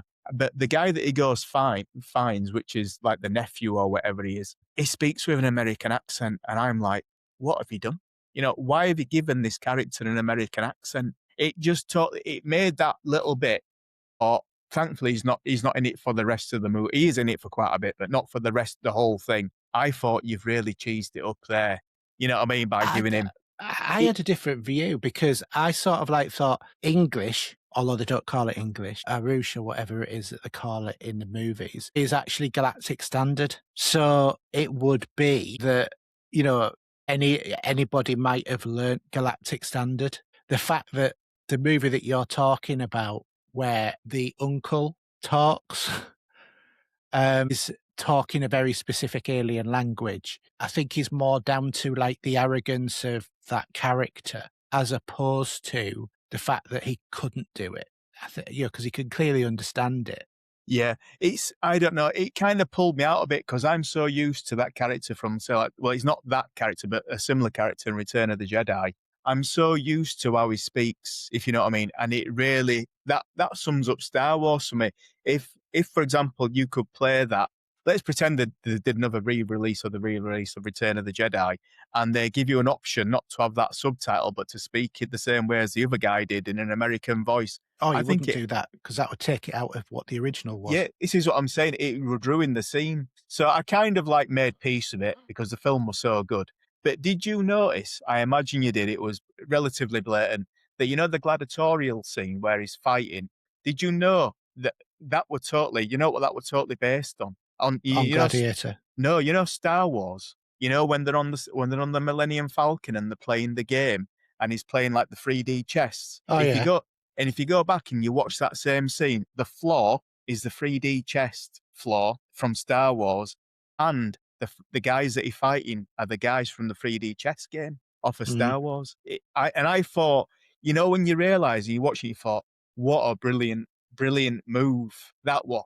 Another thing I was thinking about that film as well, let's be honest, right? The guy that plays the Mandalorian is a big actor these days, right? Pedro Pascal. Well, he's in a lot. He plays the Mandalorian with the mask off and does the voice. Yeah. He doesn't play it the rest of the time. No. But he's obviously such a big actor. So these days, I can imagine that would virtually voiceover work for him. You know what I mean? So because I can imagine a lot of that will have been a stunt double at the very least.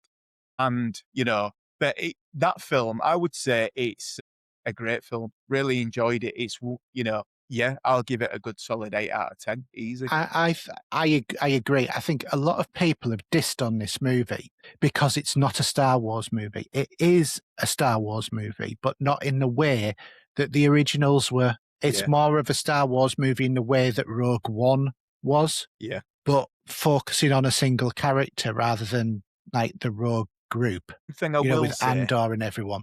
Is that the background music in it, although very, very, very, very, very good, obviously the original Star Wars films are like beyond excellent, if you know what I mean, the background music, because of John Williams, etc. So the other guy was never going to be John Williams again, if you know what I mean. So I felt as if the background music were a little bit more like if John Williams is a AAA production, it were like a little bit of a AA production music-wise in comparison to like the John Williams sort of stuff, which is obviously he's on epic proportions quality-wise. So, but that's an insignificant nitpick, if you know what I mean, as opposed to a real criticism of it. So, but really enjoyed it. Yeah, I would but there were a few reviews I read had the easy cop-out, and it's something I said, I wouldn't go see it at the cinema if it was just considered as a double episode of The Mandalorian, like a 2-hour episode.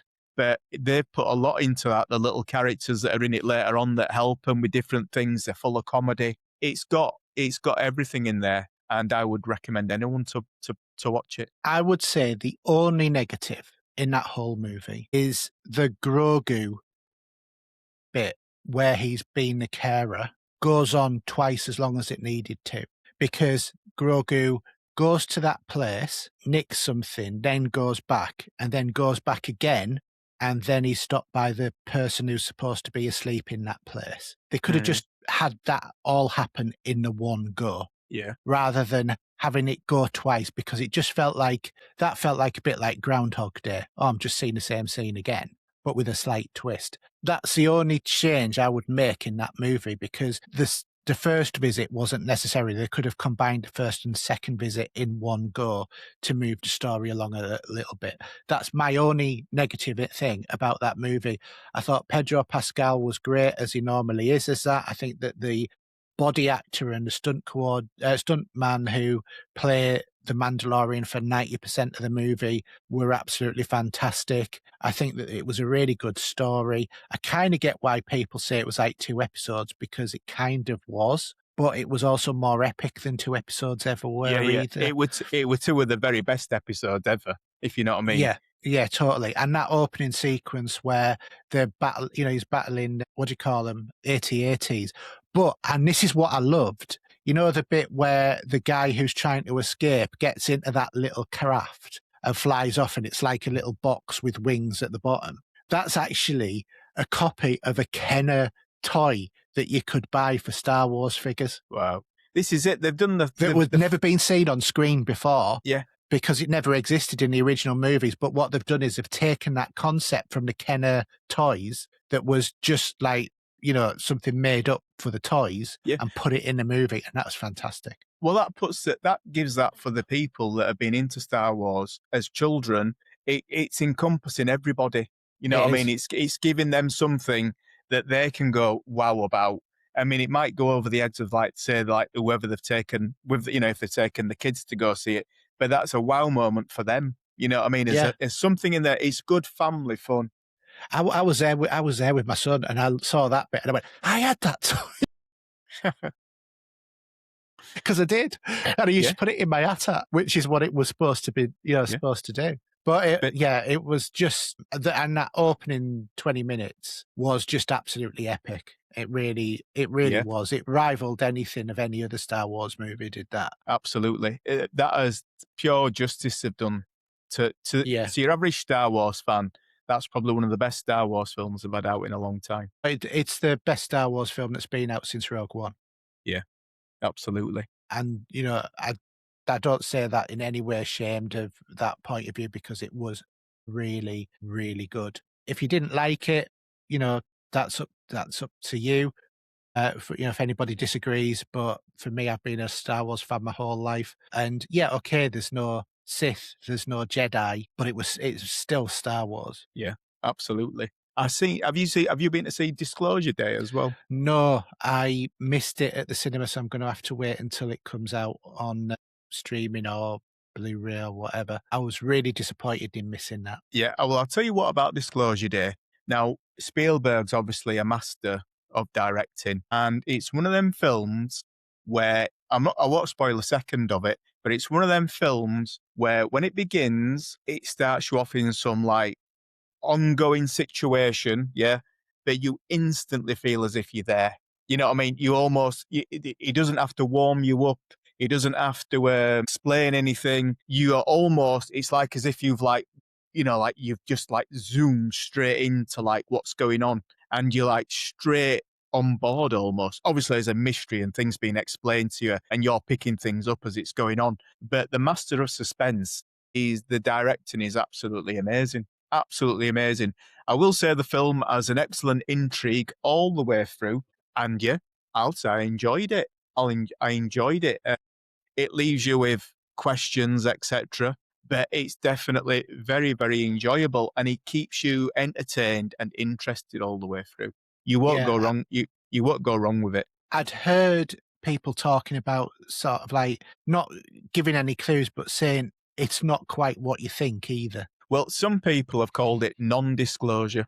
That's one of the names of I think one of the reviews, Disclosure Day, and then sort of in some blurb it says non-disclosure or whatever, as is kind of as what they suggested they might have called it instead. But it's a film that you can think is one that might leave you with thoughts afterwards to think about and to ponder. It's a good film, definitely good.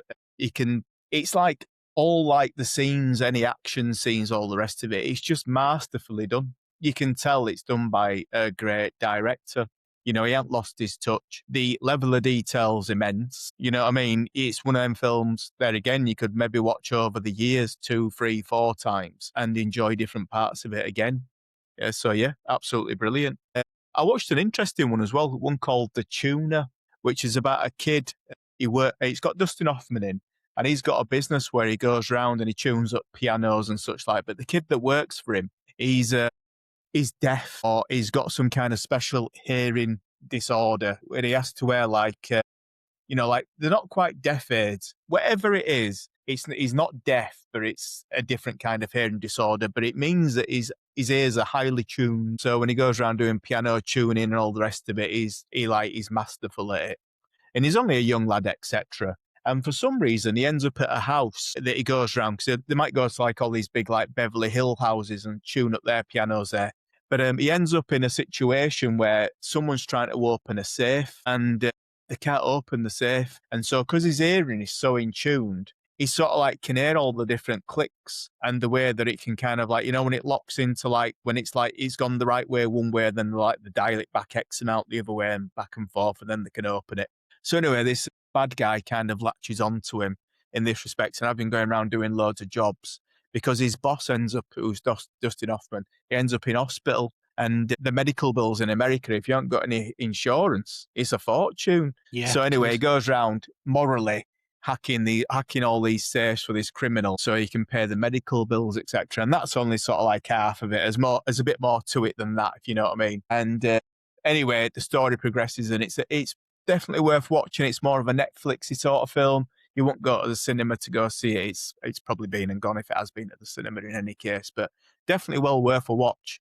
I watched the Michael Jackson film. I thought it was incredibly well done. Obviously, they skate over certain parts of the story, but they don't quite get to that part of the story yet, but they are doing a part 2. And although this had passed me by, but no doubt it had actually been mentioned 1,000,001 times, it's actually his nephew that plays him in it. And he does a wonderful job of it.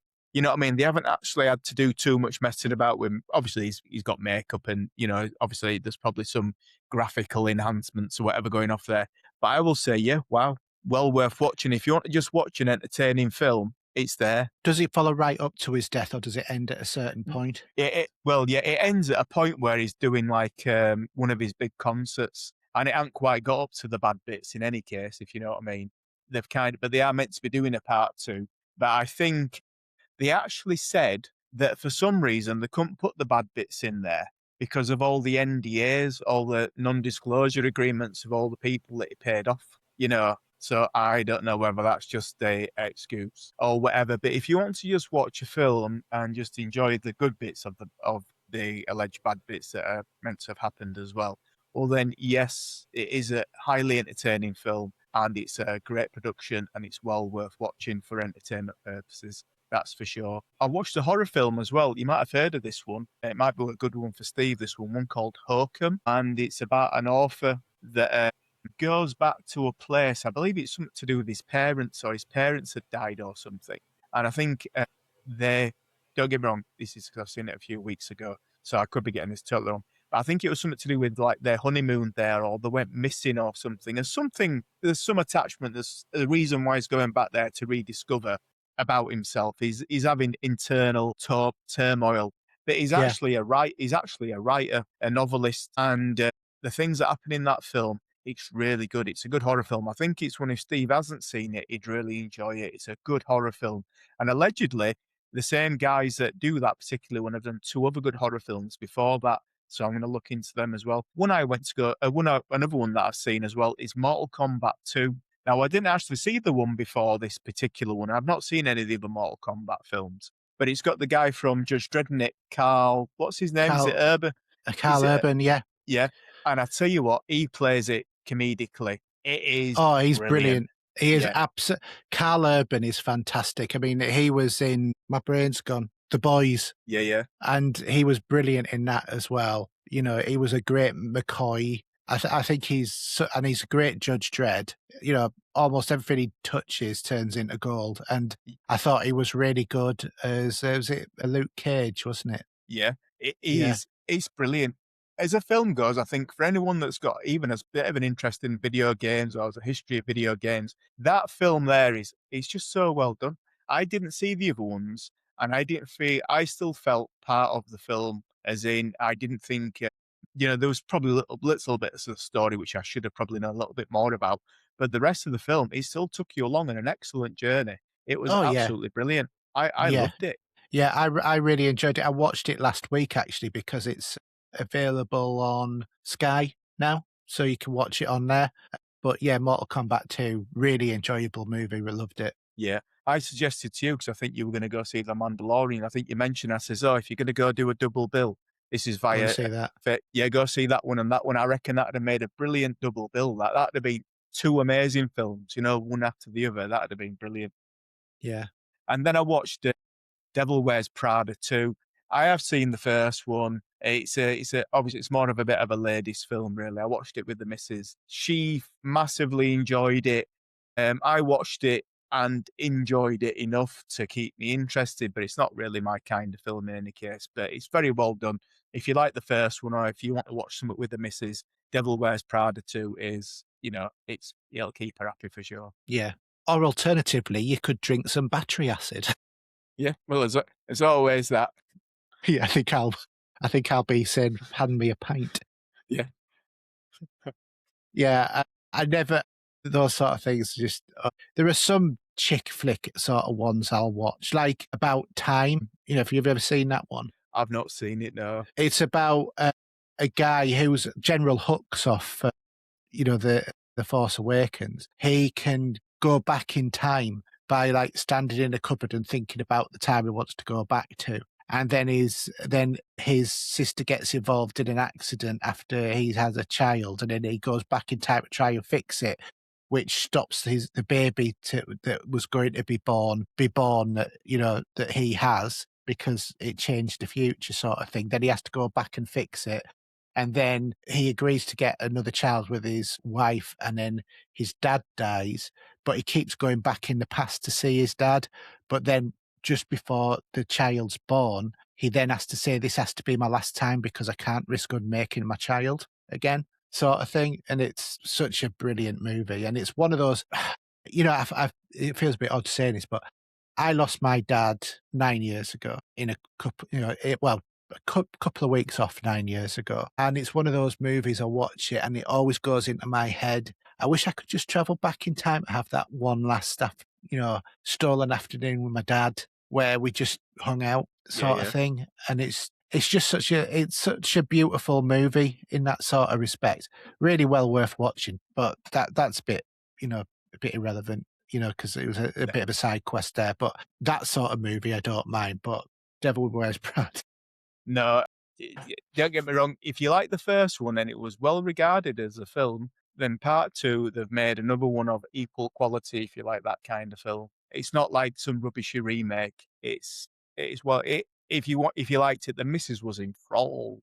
You know what I mean? She couldn't take the eyes off the film. It was the best thing since sliced bread, if you like that kind of film. Yeah, that's Anne Hathaway and Glenn Close, isn't it?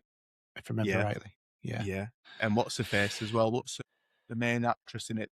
She's an English actress. Anne Hathaway, isn't it? No, it's I'll have to put it up. I can't remember it. Devil Wears Prada 2. She's a massive English actress. She's been in so much. I've got flipping things going across the screen. Red shoes, and it came up with on Google. When you typed it into Google, some like Meryl Streep. Meryl Streep, yeah. Yeah, and you are right, Anne Hathaway, but they're like the main sort of like, she's like the main boss is Meryl Streep. So is it Glenn Close in it as well, or have I got that mixed up with? No, that's no. Meryl Streep. Yeah, that's who I was thinking of. Sorry, sorry, said the wrong name. But if you like that sort of film, I'm not going to say it's just a terrible film or anything. It's just not if you're into it. But yeah, good stuff. So what have you been watching? Well, I went to see Spider-Man Brand New Day. Oh, very good. And wow, this is one of the best, if not the best Spider-Man movie. Do you know, it's broken all box office records for Spider-Man movies because it's broken $1 billion in its opening weekend. The cinema was packed, and for good reason. So it's a real return for Marvel and Sony, is this movie. Evidently, Sony want to make it very much differently, but Tom Holland and all of the Marvel people said, no, don't do it that way. And I think it's been really good for that. Tom Holland was really excellent. He portrays the emotional parts of it so well in it, especially when MJ starts getting threatened by what's going on, who still doesn't remember who he is. He starts coming into contact with Ned again as well, and he doesn't know who he is. Nobody knows who he is. But what you actually get is his powers are starting to transform. So he's starting to turn into a more attuned version of the Tobey Maguire Spider-Man with the organic web shooters in part of it. It's nice to see the Punisher from a TV series in this universe, and they start off with a sort of like love-hate relationship, which develops over time, so and then they end up being good friends by the end of the movie. That's not really releasing any spoilers there, but anyone who's played the Spider-Man games, so like yourself, you're going to feel very at home with this because damage control is there, and the vehicles, like the tank sort of vehicles that they have, are just like the cartoon. Are they a video game as well? So it's like definitely this is a must see for anybody who loves Spider-Man. This is kicking off a new trilogy as well, and yeah, it's a real return to form for Marvel and Sony in terms of, well, not that Sony's ever done a misstep with the Spider-Man character, but certainly Marvel has done a lot of missteps. Whereas Sony seemed to get all of the tertiary characters wrong, like Venom and people like that. They're not as popular movies, or Kraven the Hunter, all the stuff that they own the copyright for. But this movie, yeah, it was very much Spider Universe and stuff like that. You've got Sadie Sink in it playing a character who I'm not going to say who it is. All I can say is na na na na na na na na na na. That's the clue of where she comes from. So figure out that if you can. But yeah, she plays a really good character in it as well. Really strong emotional portrayals in her. Zendaya's really excellent in it. She portrays a couple of different twists of MJ, which you'll understand once you see the movie. And yeah, really good. And there's a point in it, I was like, are they actually going to kill Spider-Man in this as well? Because there does get to be that point, even though I knew that they were still planning another trilogy with Tom Holland. They do build up the suspense for that at one point with his mutating powers and stuff like that. Have you ever seen on Apple TV, the one where they go down in the lift and then they forget who they are? Oh, you mean it's like they go into the office and when they go through security, they go into one person, and when they come out of work, they're a different person. Yeah. I've seen about 8 episodes. Oh God, do you know, it's one of my favorite programs, and I can't remember. It's because it's like 10 to 10. Yeah, it is brilliant. Yeah, well, Mr. Malchek from that is the director of Damage Control on this, and he plays a really good part. And you also see Mark Ruffalo as well. Yeah. In this, in his alternate ego as well, which is a bit of a giveaway seeing as it's in the trailer, so I'm not releasing anything that's not unknown there. But yeah, I've just tried to be as cryptic as I can and not spoil it for people. But yeah, get yourself to go and see this movie. It's really good. I really enjoyed that. I'm going to talk about a couple of TV series now. Ted Lasso's back. I am so glad. I hate football. I absolutely hate football. I love Ted Lasso. Yeah, I've watched about 7 or 8 episodes again of this, and I did enjoy it. I think I might even have watched the whole of the first season, and then I dropped off it. But I think, is this like the 4th season now or something? Yeah, this is a 4th season. It's been a years-long gap because they basically had it so that at the end of season 3, Ted retired from Premiership football, went back to America, being the coach. This is what you call it, his old team coming in saying, come and coach the women's team. So, but it's a reprisal of a lot of normal characters, and I've forgotten what her name is, who was on Game of Thrones and stuff like that. Has a blonde hair, does a lot of singing, does the Bailey's adverts. You know what I mean? I think so. Let me just double check what her name is. Hannah Waddingham. Okay. Yeah. Oh yeah. She's in quite a few things, isn't she? Yeah, she is. And in a matter of fact, there's a really good sort of like spy TV series on Prime that she's in at the moment. Definitely worth watching. Is that? Yeah. She's the owner, isn't she? I think. Yeah, she is. Yeah, she controls it. But yeah, I forgot what the name of her new series is. It's on Ride or Die. That's it. So definitely have a watch of that as well. But she's great in Ted Lasso as all of the rest of the cast, and everybody's returning. So they all go over to America to get him to come back, basically. And there's only been 1 episode, and it's out on a Wednesday as well, which is nice. It's not like every show's out on Friday, because I'd been watching like Silo and another series on Apple, and it was always on a Friday. Do you know what I mean? So now I've got stuff building up throughout the week. So I've got Wednesday, Ted Lasso, Thursday, Strange New Worlds. Friday, Silo. So it's nice to have something every day Well, to it's like the watch. good old days, right? Yeah, That's how it used to be. yeah, There'd be certain shows and certain days where nowadays you get the option to just binge it. I mean, we talked about it before, and it is nice not to binge it, but it can be difficult not to binge it. It's like, well, I'll tell you what, it's like opening a packet of biscuits, isn't it? yeah, If they're all there, it's difficult just to have two, right? If it all the is. packets there, I mean, you're gonna dive in, aren't you? You're gonna if you're enjoying them, Yeah, of course you are. you're gonna keep going. Of course you are. So, yeah. So Ted Lasso's my Wednesday. Strange New Worlds is my Thursday. And I know some people don't like it. That's up to them. But I would say I think that season 4 of this, and there's only going to be 5 seasons, season 4 for the first couple of episodes opened up quite strongly. So there's 3 episodes out so far. The first episode is the dinosaur episode, where they come across dinosaurs on a planet. However, not all is as it seems. And shall we say, the dinosaur bit is a bit of a deflection to what is really going on, which ends up with Pike having a massive decision to make near the end of the show. Absolutely massive, which has massive ramifications for all of Star Trek if he jumps the wrong way. I'm just going to leave it there. Watch the episode. I think it's one of the best ones that they've actually done, and not for the dinosaurs, but for the moral question in that. The second episode is a ghost episode. So they find the USS Griffin, which has been missing for so long, and there's been like all sorts of ghostly horrors that have happened on the ship. And the ship is like possessed, haunted, whatever you want to call it. We find out about Section 12, which is the supernatural section of Starfleet. So they investigate supernatural happenings, like Section 31 are the super spies. Section 12 is this new thing that they've created. They could actually make a whole series on Section 12, to be quite honest, which is probably an idea that they were having at one point.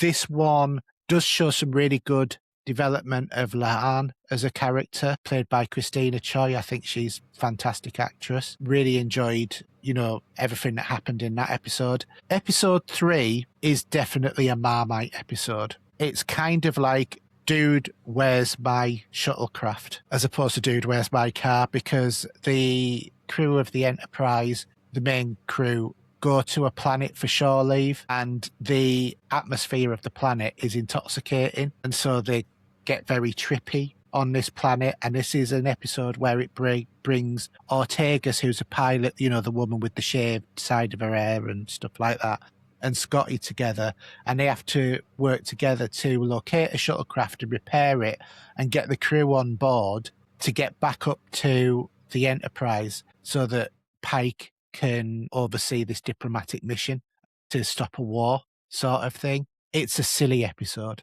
It is just such a silly episode. You find Pike, he's getting tattoos all over him, including all over his face and stuff like that. You see Uhura, who is like, oh no, this is my journey, that is your journey. Spock is having an identity crisis and keeps seeing James T. Kirk everywhere, and all stuff like that. And Lahan is taking over like a gang of thugs on the planet, and it's just totally daft episode. And this is, for me, and I know I've seen people criticize this episode, just saying, oh, it's stupid and stuff like that. Star Trek used to do these sort of episodes. If you've ever watched Shore Leave, or if you've ever watched, even more so, A Piece of the Action. What's the original Star Trek, where they have them like Furby things that all appear out of the middle of nowhere? There's like some little furry creatures. Oh, the Trouble with Tribbles. Tribbles, yeah. So they have fun episodes, don't they? So it's just a silly episode, but it's totally enjoyable.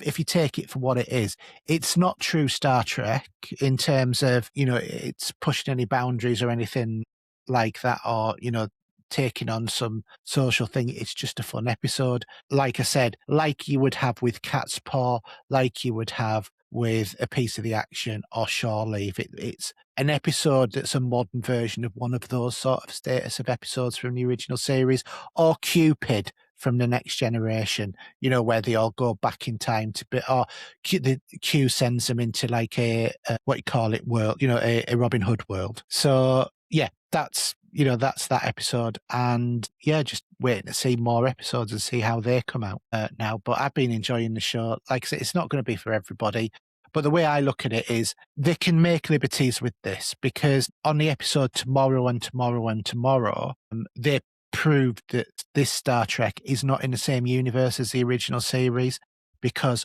what they did was they had Laan and Kirk protecting Khan as a child in 2024. Now, Khan in the original series ruled Asia and, a lot of the West, you know, Western sort of areas up until 1996 when he went on the Botany Bay and, left the planet. So it's quite clear that they're saying this isn't the same universe. It's an alternative timeline, the same way as a Kelvin timeline is, but this one's closer to the original. So I don't mind them making some of the liberties with some of the stuff, as long as they don't change something that is properly canon. So Yeah. they've got some scope there as far as I'm concerned. But yeah, so that's it. That was that. And then the only other thing I wanted to raise was, have you seen Masters of the Universe? Well, I do have the option to watch certain things, if you know what I mean. And I've watched about the first 5 minutes, and I only watched the first five, perhaps 10 minutes of it because I was busy. And I thought I'm going to put it on just to see what it's like. But I know, based on what I've had a little read of your notes and stuff, and what I will say, I'm intrigued to watch definitely more. And Oh yeah. I remember Masters Universe, like you, it'll come out at the same time when you were a kid. It one of them shows that was probably come out when you were just a little bit too old for it. Perhaps it just was, like background stuff, and you were fed up of hearing this massive. When it come on TV, you might have thought, "Tutted, I'm fed up of this massive." Put Oh, something on more watch it. interest. I used to watch it because it I was like could watch it. 1983 to 1985 it came out. Yeah, There's it would. 131 episodes of it. Yeah, And it was like one of those things, it was always like a moral tale with a little bit of a preachy bit at the end. They even made the movie the same yeah, as well. All that I can say is I was just shocked at how much I enjoyed this because I'd heard it would gone very woke, it was very stupid and stuff like that. It's not like that. Adam is sent to Earth with the sword of power when Skeletor takes over Eternia and Castle Grayskull. Cut to 15, 20 years later, Adam's no longer is desperately looking for the sword to return to Eternia. And, there's just so much fan service and nostalgia in this. Like a bit where Adam is in the gym and he comes up to Dolph Lundgren in the gym and starts talking to him and said, "Can you give me some advice?" and stuff like that. And it felt very on the nose sort of thing, but in a really good sort of fan servicey sort of way. And it's just a nostalgia fest like that. But I can understand why it didn't do well at the box office because it is totally feeding the fans who watched it originally or the people who were exposed to it originally and not the younger audience. So they trying wouldn't to have got attract the all of it. Yeah. try to attract the new crowd. I mean, Yeah, often they bring exactly. these things out because the person that's going to go see it for the nostalgia reasons is normally taking a younger person with them, like a grandchild, or perhaps like going with a family member. They usually that's usually their next person they're going with, sort of thing. So to kind of tell them how good it was back in the day. Yeah. So, but yeah, I will say the bit I watched of it, I thought, and it was quite. I'm sure it was quite funny as well. It The was. yeah, It's really funny. And I mean, I know that there's been stuff about Jared Leto, but he was really good as Skeletor. yeah, yeah. He's getting Just for taking out the bad stuff that's come out about him, he yeah, was good as Skeletor, to be fair. yeah. I think So it's a. yeah, I think I'll definitely go back and watch it. It did look high quality, high production. high quality, high production, tongue in cheek. Yeah, well, that's what you want. If you're gonna go, you want to have a bit of a, it might have been for a kid who were watching it back in the day. It was probably not quite serious, but it was quite. It wasn't a comedy cartoon, was it? From what I remember, it was quite a serious model battle against good and evil. There were no, it wasn't no Scooby Doo. You know what I mean? So yeah, so it'd be nice to go back, but back in the day, I were a bit jaded by it because it were computers after, playing games after school sort of thing. And Master of the Universe used to be one of them things that come in, you think, oh my, it was a bit like listening to EastEnders theme tune or Coronation Street. Like it instantly makes you want to just turn it off. You'd seen it that Yeah. much on TV. So yeah, I really enjoyed it. It was good. Definitely worth a watch if you used to love the show back in Yeah, the yeah, 80s. I couldn't absolutely. believe it was like so long ago. 19 what was it I said? 1986? No, 83. eight, no 1983, 1985. And you know what? You know, like it shows there, like you've put in your notes. He said it's only over, but although there were 130, I'm going to say, although it's only over 2 seasons, you mentioned it's 130. I'm going to say it felt like there were a lot of cartoons, but that's a lot Yeah. to put in a season, isn't it? A season, 2 seasons was 131 31 episodes, episodes. and now we get at the most 10 episodes in a season. It Yeah, really puts it in, I think. yeah. One last thing, a good show to watch as well if you've got Apple TV is Cape Fear. Yeah, I remember the film. I remember watching I didn't watch the original, but I watched the Robert De Niro one that they did like in the I haven't 80s. seen the Robert De Niro film, but this is about a guy who gets released from prison and then goes after his defense attorneys. Yeah. Yeah, yeah. Well, sounds similar to the movie. Yeah. I mean, the good thing with Apple, if they release something, it's usually great quality. You know, they don't generally do much rubbish on there. No, they So don't. they might not have the most amount of shows coming out, sort of thing. But what they do have is good quality stuff. Yeah, yeah, it's really good. Well, you Yeah. could say that's their whole ethos, in it, right? They don't bring out a million iPhones every year like you got your Androids. They don't bring out like a million computers every year like your PCs. Their Apple's ethos is quality, right?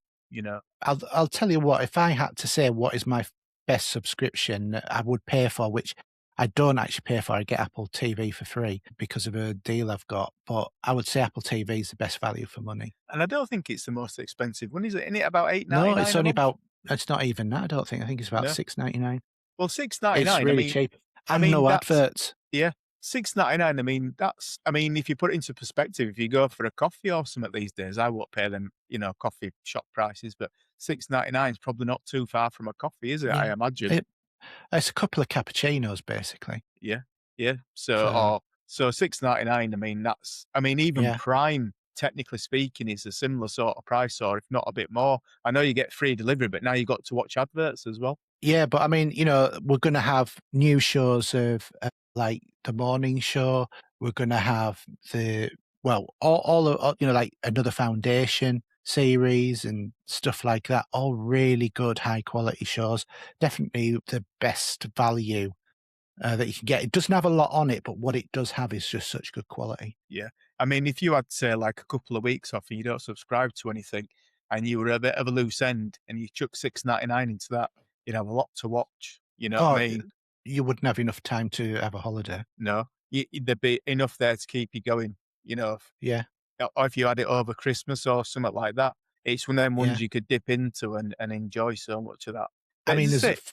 For All Mankind, there's Star City, which I've just finished watching as well. There's just so much. I mean, I just don't seem to be able to. I often look at these things. It's a bit like we're talking about, like The Walking Dead earlier. I have watched one of them for about 3 episodes, and it's not even like episode one. It's where he washes up on like the shore of an island. The guy from Death Stranding. But I get a little bit. I think it's like 10 seasons or something in it. Altogether. And I think to myself, I know I'm not going to watch 10 seasons. And Yeah.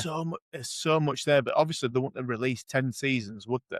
If it wasn't good, if you know what I Yeah, mean. exactly. They've had the audience, but 10 seasons, I mean, that's a lot to get. It's almost like you got to commit to it, you know what I mean? So, but Yeah. yeah, I wish I would get into them a little bit more, some of them. Yeah, definitely. Okay, shall we move on to the last couple of listener questions? John, what's happening to us?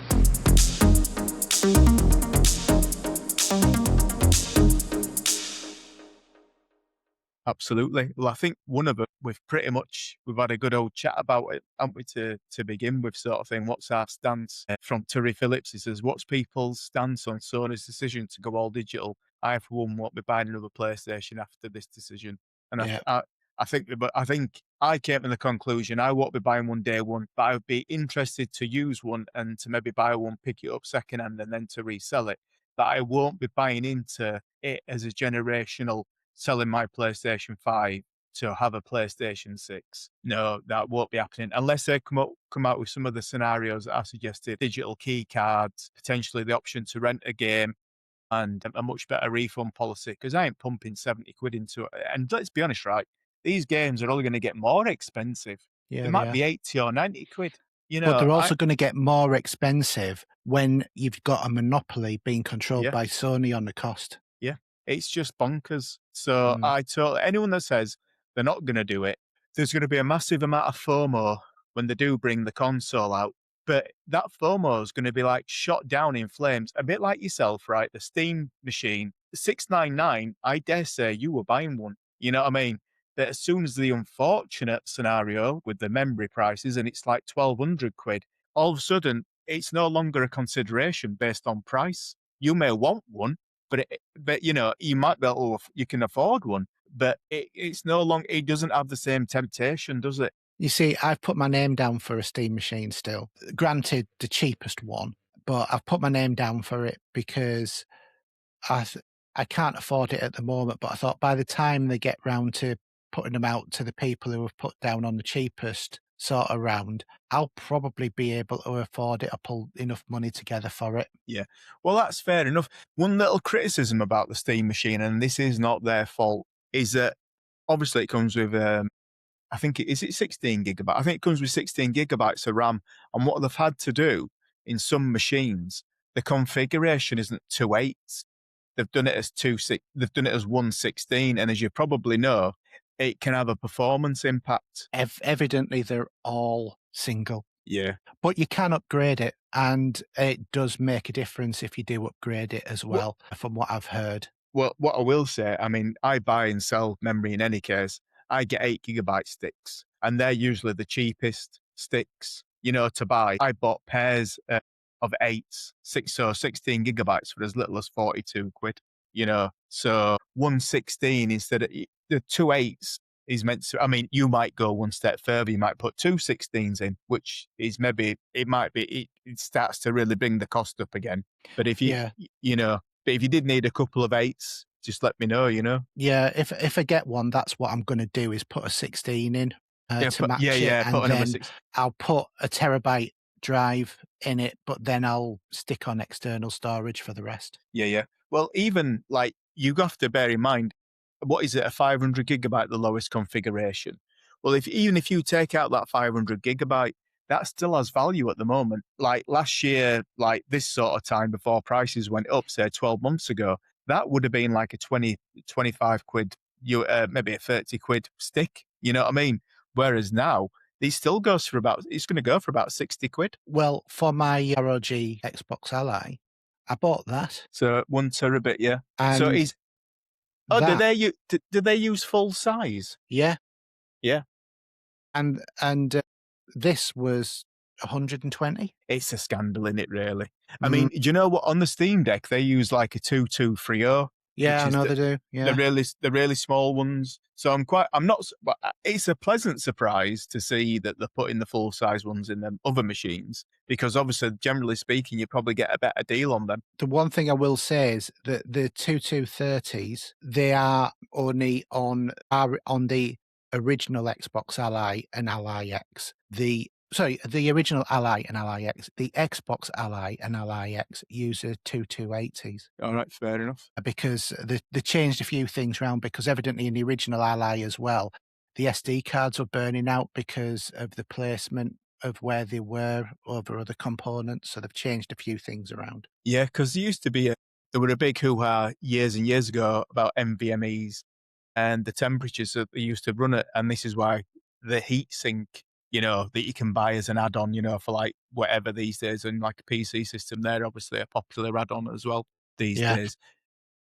Well, I will be doing an installation guide for the Xbox Ally. Well, to show how to put it in. Yeah, well, let me know about your 16 gigabyte if you get your Steam machine. Tell me which model it is, you know, if it's a Micron or a Samsung or an SK Hynix, let me know. And if I've got one that'll match, it'll be cheaper than buying it anywhere else. And the good thing with memory as well is you can test that memory properly. You know what I mean? I test all my memory. I use MemTest 86, and that hammers it purposely. You know, it's like a hammer test. It is designed for testing memory. And actually, I would imagine you could even put a MemTest 86, it's a Linux program, onto a USB stick like what I have, because it doesn't boot into Windows. Stick it into your Steam machine, yeah, and then ask it to boot from the USB, and it'll do the mem test on the memory when you've got it in there to make sure it's all functioning. Yeah, yeah. Thank you. I'll keep you in mind for when I do need some memory, which I think, well, I don't know when I'll, get to know, but I'm hoping it's not going to be for a few months, Well, yeah. to Well, be honest, but maybe they after reckon- Christmas, that would be nice. They reckon memory scenario is going to continue 2027 and beyond. You know what I mean? Because of the data centers and the demand and the fact that the companies are deliberately keeping it artificially high. Yeah, it is. I don't know. It's not good for anybody. It's not good for any of these gaming companies. It's not good for anybody. No, the only people it's good for is the data centers and everybody who's profiting from all of that. Yeah, if you'd have bought some shares in the companies, or if you had, I mean, you might have shares in the companies through some kind of fund or whatever. So yeah, the prices have just gone. Well, they've gone to a point of unbelievableness, and only to get worse allegedly. Oh, it's the worst it's ever been. But then again, you look back to like the 90s and we had memory problems, and we've gone back, haven't we? It just goes in cycles. It'll come down eventually. Yeah, as soon as it was the same with graphics cards when everyone was buying them for Bitcoin mining and all that kind of stuff. But that was doubled up with COVID. So you had your Bitcoin miners and your COVID scenario where people were staying at home, so they wanted to have something to use to have entertainment purposes. And so their prices went through the roof. Now they've settled down to some degree. But I watch quite a few YouTube channels and stuff. And one thing that really hasn't kind of gone ridiculous is kind of like graphics cards. Even though they've got like 16 gigabytes of memory on there, some of them, 12 gigabytes isn't unusual. 8's definitely not unusual. But there again, they were moaning the other day that AMD are bringing out some 4 gigabyte graphics cards. You know what I mean? So, but they're designed to be like for people that, I don't know, it's like just to turn a system into like a gaming machine again. So it does have its purpose, but 4 gigabytes, I mean, you want a minimum of 8 gigabytes these days in a graphics card, really. Yeah, I did. Well, even 12 gigabytes is, people will say, well, you're a bit on the borderline with 12 gigabytes, which is a typical NVIDIA configuration, whereas AMD is usually like either 8 or 16, so, but yeah. So we've got another question as well, which is from Alan Cochran. Yeah. He says, what is your favourite movie you've seen so far this year? It doesn't have to have been released this year. It could be a first-time watch. I'm going to say, I think probably the best movie I've watched this year is going to be Spider-Man Brand New Day. Well, I must admit, I've not seen it yet, but I'm going to go with one that I have seen this year, which is Mandalorian, because I like my Star Wars films, and based on the reviews that I'd actually seen in the magazines, quoting it as just being a double episode of a Mandalorian, show, I went in with lower expectations, and so it was a fantastic surprise, to watch such a good film. Quality movie. Yeah, brilliant in all respects, other than my little moan and groan about the American accent. But yeah, brilliant. Yeah, but this is the way. Yeah. And by the way, T-shirt. Oh, have you got what? I hadn't noticed you. Oh, very good. That earlier on. Yeah. Well, I think that's been a good show. That's probably going to end up being about a 3-hour show, so I hope you guys have all enjoyed it. Today, we had some technical difficulties towards the end, which might meant that we've got a bit more cut off than we intended to. Do you want to just give your contact details or what you want? Yeah, sure. I mean, if you want to catch me, just catch me in the Pop Culture Gamer Facebook group. That's where you'll normally find me. Always happy to reply or, get involved in any debates that goes on there. So yeah, always good fun. Yeah. And for me, you can get me on HRJ UK on just about everything apart from Epic, which is Pop Culture Gamers on there. Don't forget, you can go to our YouTube channel, which is youtube.com/Pop Culture Gamers. You can catch us on X/Twitter, depending upon how old you are, which is Pop Culture Gamer, no S. There's our Facebook group, as Paul's already mentioned. You can also email us at podcast at popculturegamers.co.uk. And you probably already know this, but you can find us on Spotify, iTunes, other podcasting services, and YouTube. So thank you again for joining me, Paul. Hope you've enjoyed doing the show. My pleasure. It's been therapeutic getting all that PlayStation venom out of me for sure, yeah. Yeah, me too as well. Me too as well. And sorry that Steve missed it. Again, as I said at the beginning of the show, best wishes to Gav. Hope you recover, mate, and you're feeling better soon. And other than that, it's a good night from me. And it's a good night from me. Thank you very much. Thanks very much, guys. Okay, bye. Bye.